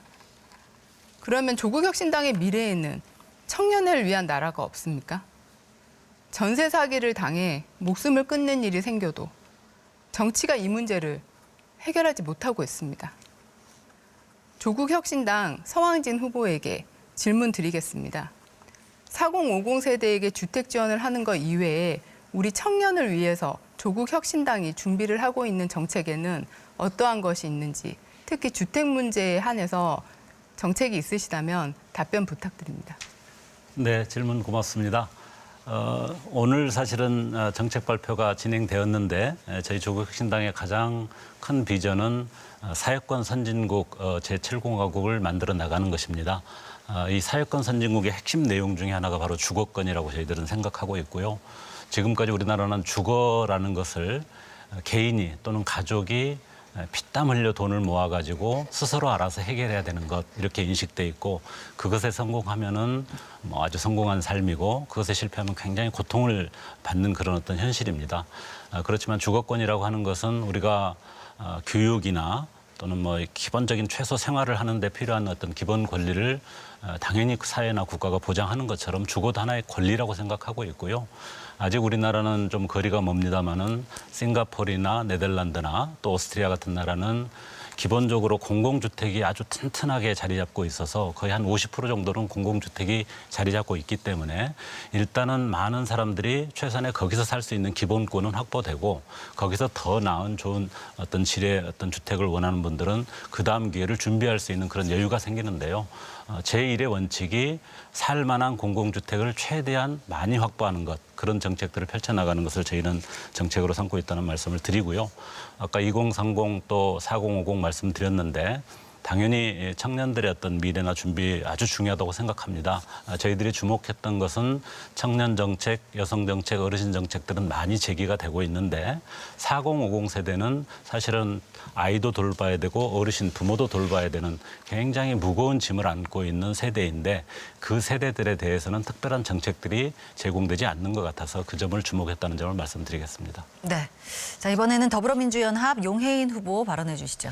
네, 아까 한지아 후보님께서 다른 후보의 질문에 답변을 회피하셔서 다시 주거 정책에 대해서 여쭤보겠습니다. 전국에서 유일하게 8년째 합계 출산율 1위를 넘겼던 세종시도 작년부터 0명대로 떨어졌습니다. 이유는 동일합니다. 집 때문입니다. 집값이 5%가 오르면 내년 출산율이 0.01 떨어지고요. 집값이 한번 팍 오르면 출산율에 바로 반영이 되고 이후 7년 동안 악영향을 준다고 합니다. 이건 윤석열 정부의 국토연구원 연구 결과입니다. 결론은 명확합니다. 안정된 집 없이 인구위기 해결 불가능하다는 것입니다. 무주택자들 누구나 적정 임대료로 장기 거주 가능한 공공임대주택 확대로 기본주거 실현이 필요합니다. 신혼부부 주거지원 대상을 결혼 10년 차까지 확대하고 공공임대 공급 로드맵 그리고 공시가격 현실화 로드맵을 법제화할 필요가 있습니다. 한지아 후보님께 답을 듣고 싶은데요. 윤석열 대통령께서 무려 본인 임기 내에 270만 가구를 공급하겠다라고 밝혔습니다. 구체적인 실현 방안 당연히 없습니다. 근데 생각을 한번 해보십시오. 저출산 고령화 사회에서 10년 후, 20년 후에 주택 실수요는 당연히 확 줄어들 수밖에 없습니다. 그럼 과잉 공급된 주택은 부동산 투기 아니면 거래할 이유조차 없어집니다. 결국에는 윤석열 정권의 공급 만능주의, 부자 감세, 규제 완화 모두 부동산 투기와 집값 상승만 부추길 뿐입니다. 그리고 저출생 위기 더 악화될 수밖에 없습니다. 심지어는 초유의 깡통 전세, 전세 사기 피해에도 공공임대주택 공급 오히려 축소하고 매입 임대주택 공급까지 중단했습니다. 저출생 문제 해결하려면 투기와 무관하게 집 없는 서민들 실수요를 충족시킬 수 있는 공공임대주택 강화가 올바른 해법입니다. 그래서 질문 드립니다. 윤석열 정권의 퇴행적 부동산 정책 바로잡을 의지가 국민의 미래에게 있는지 답변 부탁드리고요. 그리고 공공임대주택 공급 원상복구 하시겠습니까? 답변 부탁드립니다. 예, 주택 가격이 오르면은 집 사기는 어렵고 당연히 청년과 결혼한 가정에게는 어려울 거라는 생각은 합니다. 집값이 가장 많이 올랐던 시기가 저번 정권이기도 하지요. 규제를 많이 했기 때문에 시장 경제 원리가 작동할 수가 없었고 집값은 오히려 더 많이 증가해서 그게 어려움으로 곧바로 이어졌습니다.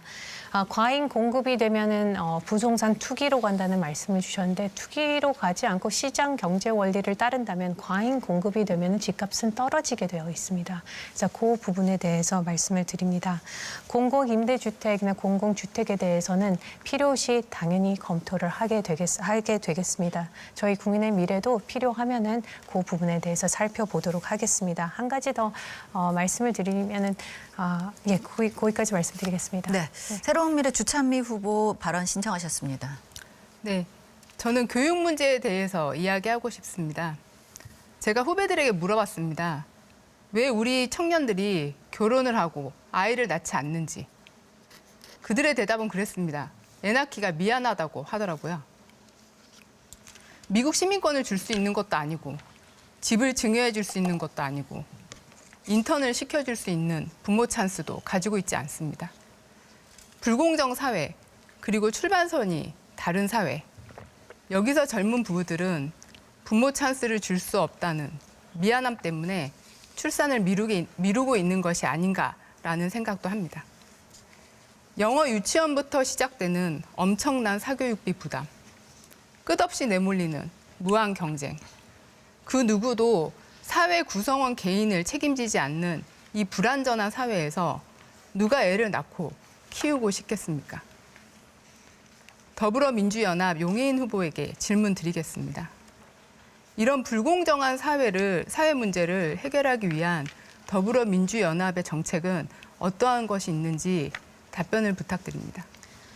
네, 저도 아기를 낳고 키우는 일하는 애기 엄마로서 정말 미안한 마음을 많이 느낍니다. 아기한테도 미안하고요. 또 아이를 봐주시는 친정엄마한테도 미안하고 저로 인해서 혼자 독박 육아를 많이 담당하고 있는 남편한테도 미안하고 일하는 엄마 아빠들은 늘 이런 미안한 마음에 죄책감에 사로잡혀서 아이를 키우고 또 동시에 일을 하고 있습니다. 말씀하신 것처럼 저출생 문제의 커다란 한 축이 사교육비에 대한 부담입니다.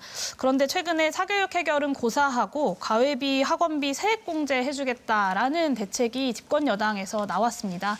도대체 이 문제에 대해서, 사교육 문제에 대해서 다른 야당들이 이렇게 입을 모아 이야기하고 있는데 국민의힘, 국민의 미래에서는 이 사교육 문제를 해결할 의지가 있는지 좀 의심스럽고요. 소득 격차, 교육 격차, 지역 격차를 벌리는 또 다른 부자 감세 정책이라는 생각을 합니다. 우리 사회가 더 공정해지기 위해서는 우리 사회의 불평등을 완화하고 출발점을 어느 정도 보정할 수 있는 그런 정책들이 필요합니다. 그런 면에서 모든 아이들에게 만 24세가 될 때까지 기본소득을 지급하는 정책을 새로운 미래에서도 적극적으로 검토해 주셨으면 좋겠고요. 대한민국의 공정한 출발점을 만들고 또 평등한 사회를 만들어가는 출발점으로 새로운 미래에서도 더 함께 노력해 주시기를 요청드립니다. 네, 이번엔 녹색정의당 허승규 후보 발언 주시죠. 네, 생활동반자법 제정에 대해서 답변을 들어봤습니다. 국민의힘과 더불어민주연합, 조국혁신당 침묵하셨고요. 새로운 미래만 찬성하셨습니다. 우리 국민의힘 한지아 후보님 WHO 근무하셨습니다. 학자적 양심과 윤심 사이에서 갈등하신 것 같고요. 기본소득당 국회의원일 때 생활동반자법 발의하신 용인 후보님 지금 너무 더불어민주연합에 빙의하신 것 같습니다. 이제는 혈연이나 혼인으로 이뤄진 가족만이 정상가족이라는 인식에서 벗어나야 합니다. 이미 다양한 가족들이 존재하고 있습니다.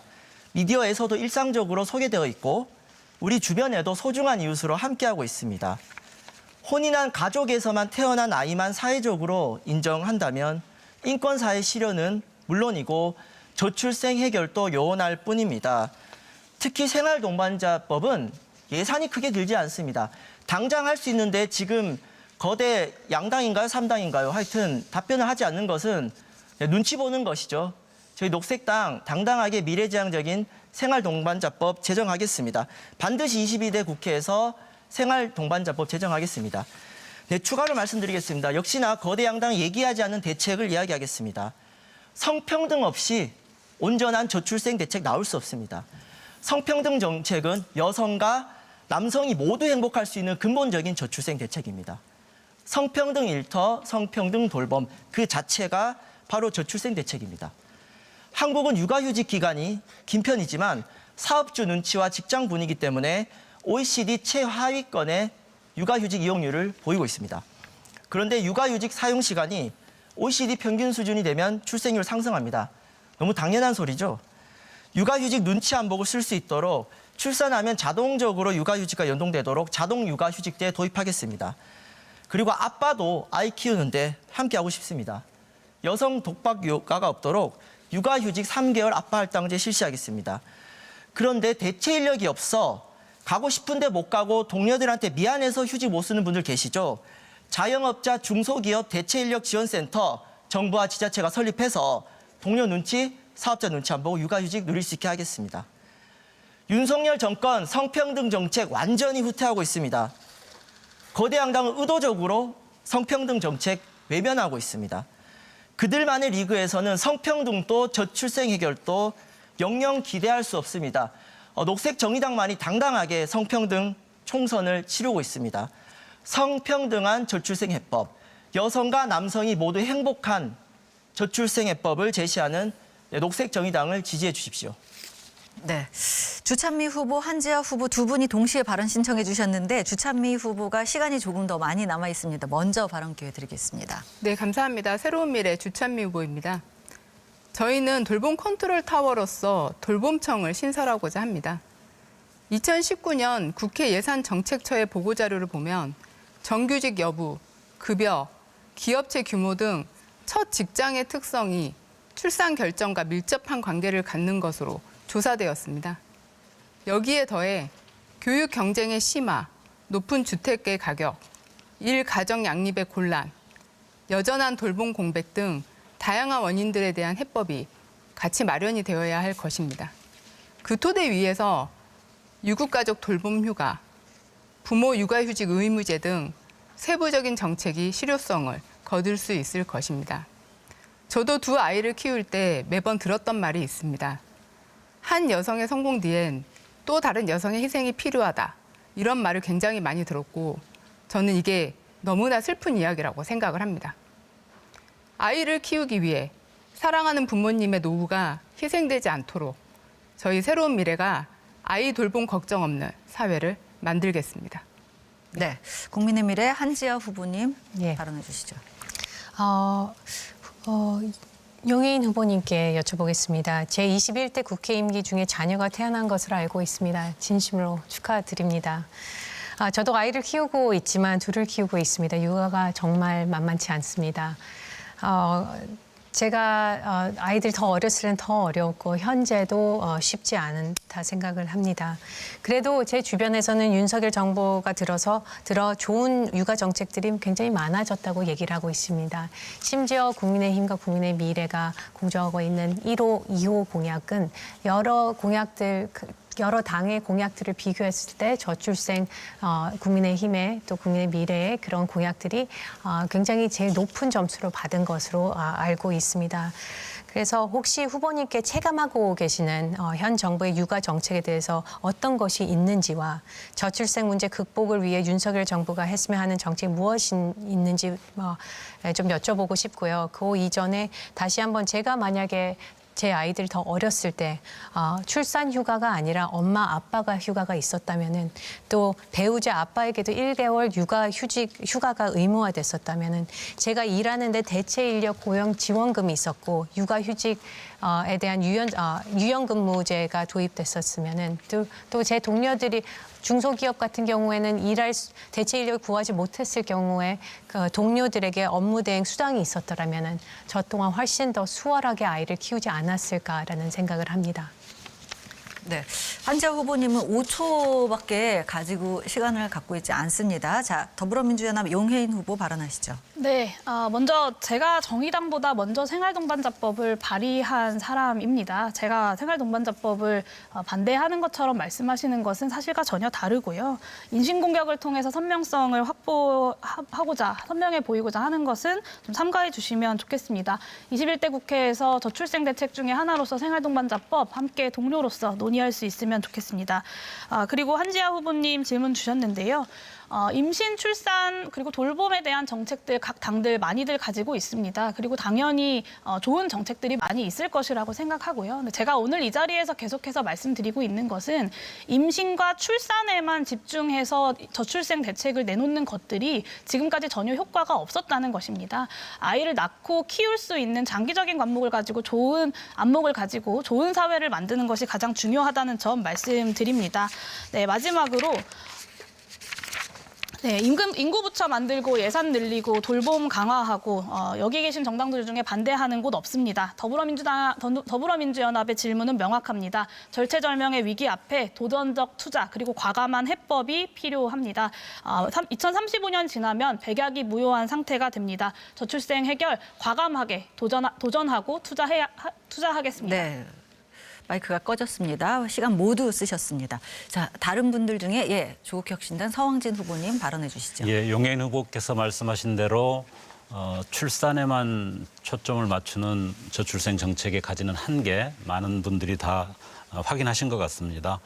보다 폭넓게 출산 전부터 출산 이후까지 확실하게 국가와 사회가 책임을 져주는 그런 정책들이 필요하다고 생각하고요. 이 저출생 문제는 어떻게 보면 국가의 전망이 걸린 문제이기 때문에 여야가 없는 그런 문제인 것 같습니다. 모두가 지혜를 모으고 굉장히 국가적으로 여기에 에너지를 집중하지 않으면 안 된다고 생각하는데요. 저희 조국혁신당은 특별히 노동시간 단축을 통해서 오후가 있는 삶을 어떻게 만들 것인가. 그걸 통해서 우리 젊은 세대에게 또 아이를 키우는 가정에게 시간을 부여해 주는 것 이런 부분들이 굉장히 중요하다고 생각하고 적극적으로 추진할 생각이고요.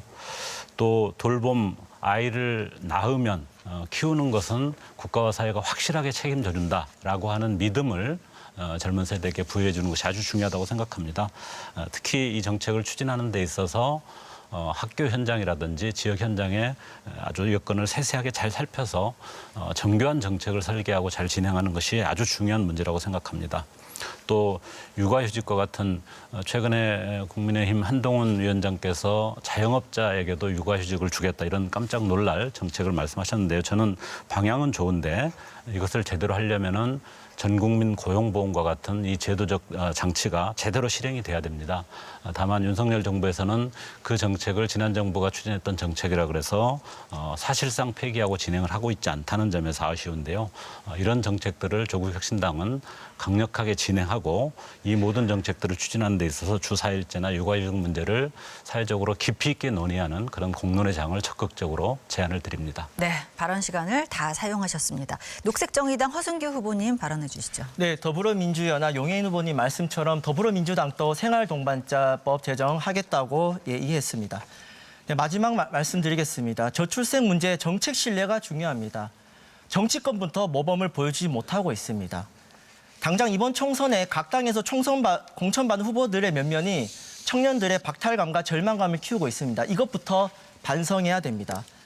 성폭력 가해자를 변호한 국민의힘 구자룡, 김상욱, 김혜란, 유영아, 이영섭, 조수연 후보, 위안부 비하와 성상납 발언을 무르를 일으킨 더불어민주당 김준혁 후보, 전세 사기 피해자들을 2번 올린 국민의힘 원희룡, 더불어민주당 양부남 후보, 아빠 찬스로 공정의 사다리를 걷어찬 조국혁신당 조국 대표와 쌍벽을 이루는 한동훈 위원장, 더불어민주당 공영훈 양문석 그리고 양부남 후보, 그리고 불공정과 비상식의 끝판왕 윤석열 대통령과 김건희 여사님, 다 열거하기도 힘듭니다. 특히 양부남 후보 1,000억 원대 전세 사기문 변호하셨는데요. 정권 심판 정의롭게 해야 됩니다. 이런 정치를 보면서 청년들이 희망을 가질 수 있겠습니까? 녹색정의당 원칙 있는 정권 심판으로 정의롭게 바꿔가겠습니다. 네, 새로운 미래 주찬미 후보 발언하시죠. 네, 저희 새로운 미래는 출산 장려 위주에서 삶의 질을 높이는 저출산 대책을 위해 여러 가지 공약들을 준비했습니다. 먼저 인구특별회계를 통한 저출생 기금을 편성하고 컨트롤타워 역할을 강화할 수 있도록 하겠습니다. 보편 육아휴직제를 도입하고 중소기업 대체 인력을 지원하겠습니다. 가족 돌봄 휴가를 유급화하고 임신기 근로시간 단축제 사용 가능 기간을 확대하겠습니다. 아동수당도 점진적으로 확대하겠습니다. 성별 근로 공시제를 개선하고 확장을 통해 남녀의 격차를 해소하겠습니다. 근무 시간에 연결되지 않을 권리를 추구하겠습니다. 12세부터 17세까지 남성 청소년에 대한 HPV 무료 백신도 제공할 수 있도록 하겠습니다. 저희 새로운 미래가 저출산을 다각도에서 해결할 수 있도록 노력하겠습니다. 이상입니다. 네, 13초 남았는데 그냥 소멸하시겠습니까? 알겠습니다. 5분 모두 주어진 발언 시간을 다 쓰셨습니다. 이제 마무리할 시간이 다 돼가는데요. 오늘 토론회에서 미처 못다한 말씀이나 강조하고 싶은 말 있으실 텐데 마무리 발언 기회 드리겠습니다. 발언 시간은 1분씩입니다. 기호 4번 국민의 미래 한지아 후보부터 시작하겠습니다. 존경하는 국민 여러분, 대한민국이 위기라는 분들이 많습니다. 물론 우리가 당면한 과제가 많은 것은 사실입니다. 고물가, 저출산, 고령화, 의료개혁, 하나같이 해결책 마련이 어려운 실존적인 문제들입니다. 게다가 우리나라는 세계에서 가장 먼저 이 문제를 맞닥뜨려져 있습니다. 하지만 위기는 위험과 기회의 두 가지 뜻이 공존하는 말입니다. 우리는 전쟁 후 한 세대 만에 산업화와 민주화를 이룬 세계사에 유례없는 국민입니다. 전 세계가 우리의 매력적인 문화에 열광하고 21세기 도전 과제 앞에 우리나라가 과연 어떻게 이런 해결책들을 마련해 나갈지 주목하고 있습니다. 그래서 이제 우리 정치도 국민의 눈높이에 맞게 도약해야만 합니다. 정쟁 대신 정책, 국민 한 분 한 분 살피면서 미래를 설계하는 좋은 정책을 힘을 모을 수 있도록 국민의 미래가 앞장서겠습니다. 국민 여러분 도와주십시오. 감사합니다. 네, 기호 5번 녹색정의당 허승규 후보 말씀하시죠. 저희가 어려울 때 누군가는 들어줘야 되잖아요. 그 역할을 저희한테는 녹색정의당이 해주셨습니다. 전세 사기 피해자 안상민 님이 녹색정의당에 입당하시면서 남긴 말씀입니다. 녹색정의당은 위기에 내몰린 시민들이 마지막 희망을 거는 정당입니다. 가장 약한 사람, 소외된 시민 곁에서 함께 비를 맞아온 정당입니다. 존경하는 시민 여러분, 녹색정의당이 있는 국회를 만들어 주십시오. 기후위기 문제의 진심인 정당, 노동자와 농민의 정당, 당당하게 성평등을 말하는 정당, 장애인과 소수자들의 입이 되어온 정당, 사법 리스크와 특권 세습이 없는 정당, 소외된 시민들과 함께한 정당, 녹색정의당입니다. 정의로운 정권 심판 5번 녹색정의당과 함께해 주십시오. 감사합니다. 네, 기호 6번 새로운 미래 주찬미 후보 말씀하시죠. 네, 존경하는 국민 여러분, 살인적인 물가로 서민의 삶은 피폐해지고 의료대란으로 우리 국민은 생명을 잃고 있습니다. 윤석열 대통령은 무능과 독단으로 대한민국을 망치고 있습니다. 거대 양당은 당의 권력자를 보호하기 위해 싸우고 위성정당을 앞세워 더 큰 권력을 얻으려고 합니다. 청년들에게 상처를 줬던 김남국 의원의 코인 사태, 그리고 이를 비판했던 기본소득당, 바로 그 기본소득당의 용해인 후보는 현재 김남국 의원과 민주연합이라는 이름으로 함께 손을 잡았습니다. 정치가 이래선 안 됩니다. 조국 대표는 대법원 판결이 나오면 기꺼이 감옥을 가겠다고 서슴없이 말을 합니다. 이겨야 하는 경기에서 전반전에 레드카드를 받고 퇴장당할 사람을 주전 선수로 뽑아서는 안 됩니다. 풀타임 경기를 할 수 있는 새로운 미래를 선택해 주십시오. 국민만 바라보고 가겠습니다. 믿을 수 있는 신당 기호 6번 새로운 미래를 뽑아주십시오. 이상입니다. 네, 기호 9번 조국혁신당 서왕진 후보 말씀하시죠. 존경하는 국민 여러분, 민생이 너무 어렵습니다. 사과값이 88% 폭등했습니다. 통계 작성이 시작된 1980년 1월 이후에 최대 상승폭입니다. 가정에서 저녁 식사 마치고 가볍게 즐기던 사과 하나를 사는 것도 손이 떨린다고 합니다. 인구 구조는 더 절망적입니다. 2070년이 되면 인구가 3천만 명으로 준다고 합니다. 극한 경쟁으로 점철된 한국의 지난 수십 년은 출산과 육아에 대한 태도를 아주 부정적으로 만들어 놓았습니다. 여기에 대응하는 윤석열 정부 너무 무능합니다. 조국 혁신당이 망가져가는 대한민국을 살리는 구원투수가 되겠습니다. 더 강하게, 더 선명하게, 더 빠르게 행동하겠습니다. 맨 앞에서 맨 마지막까지 싸우겠습니다.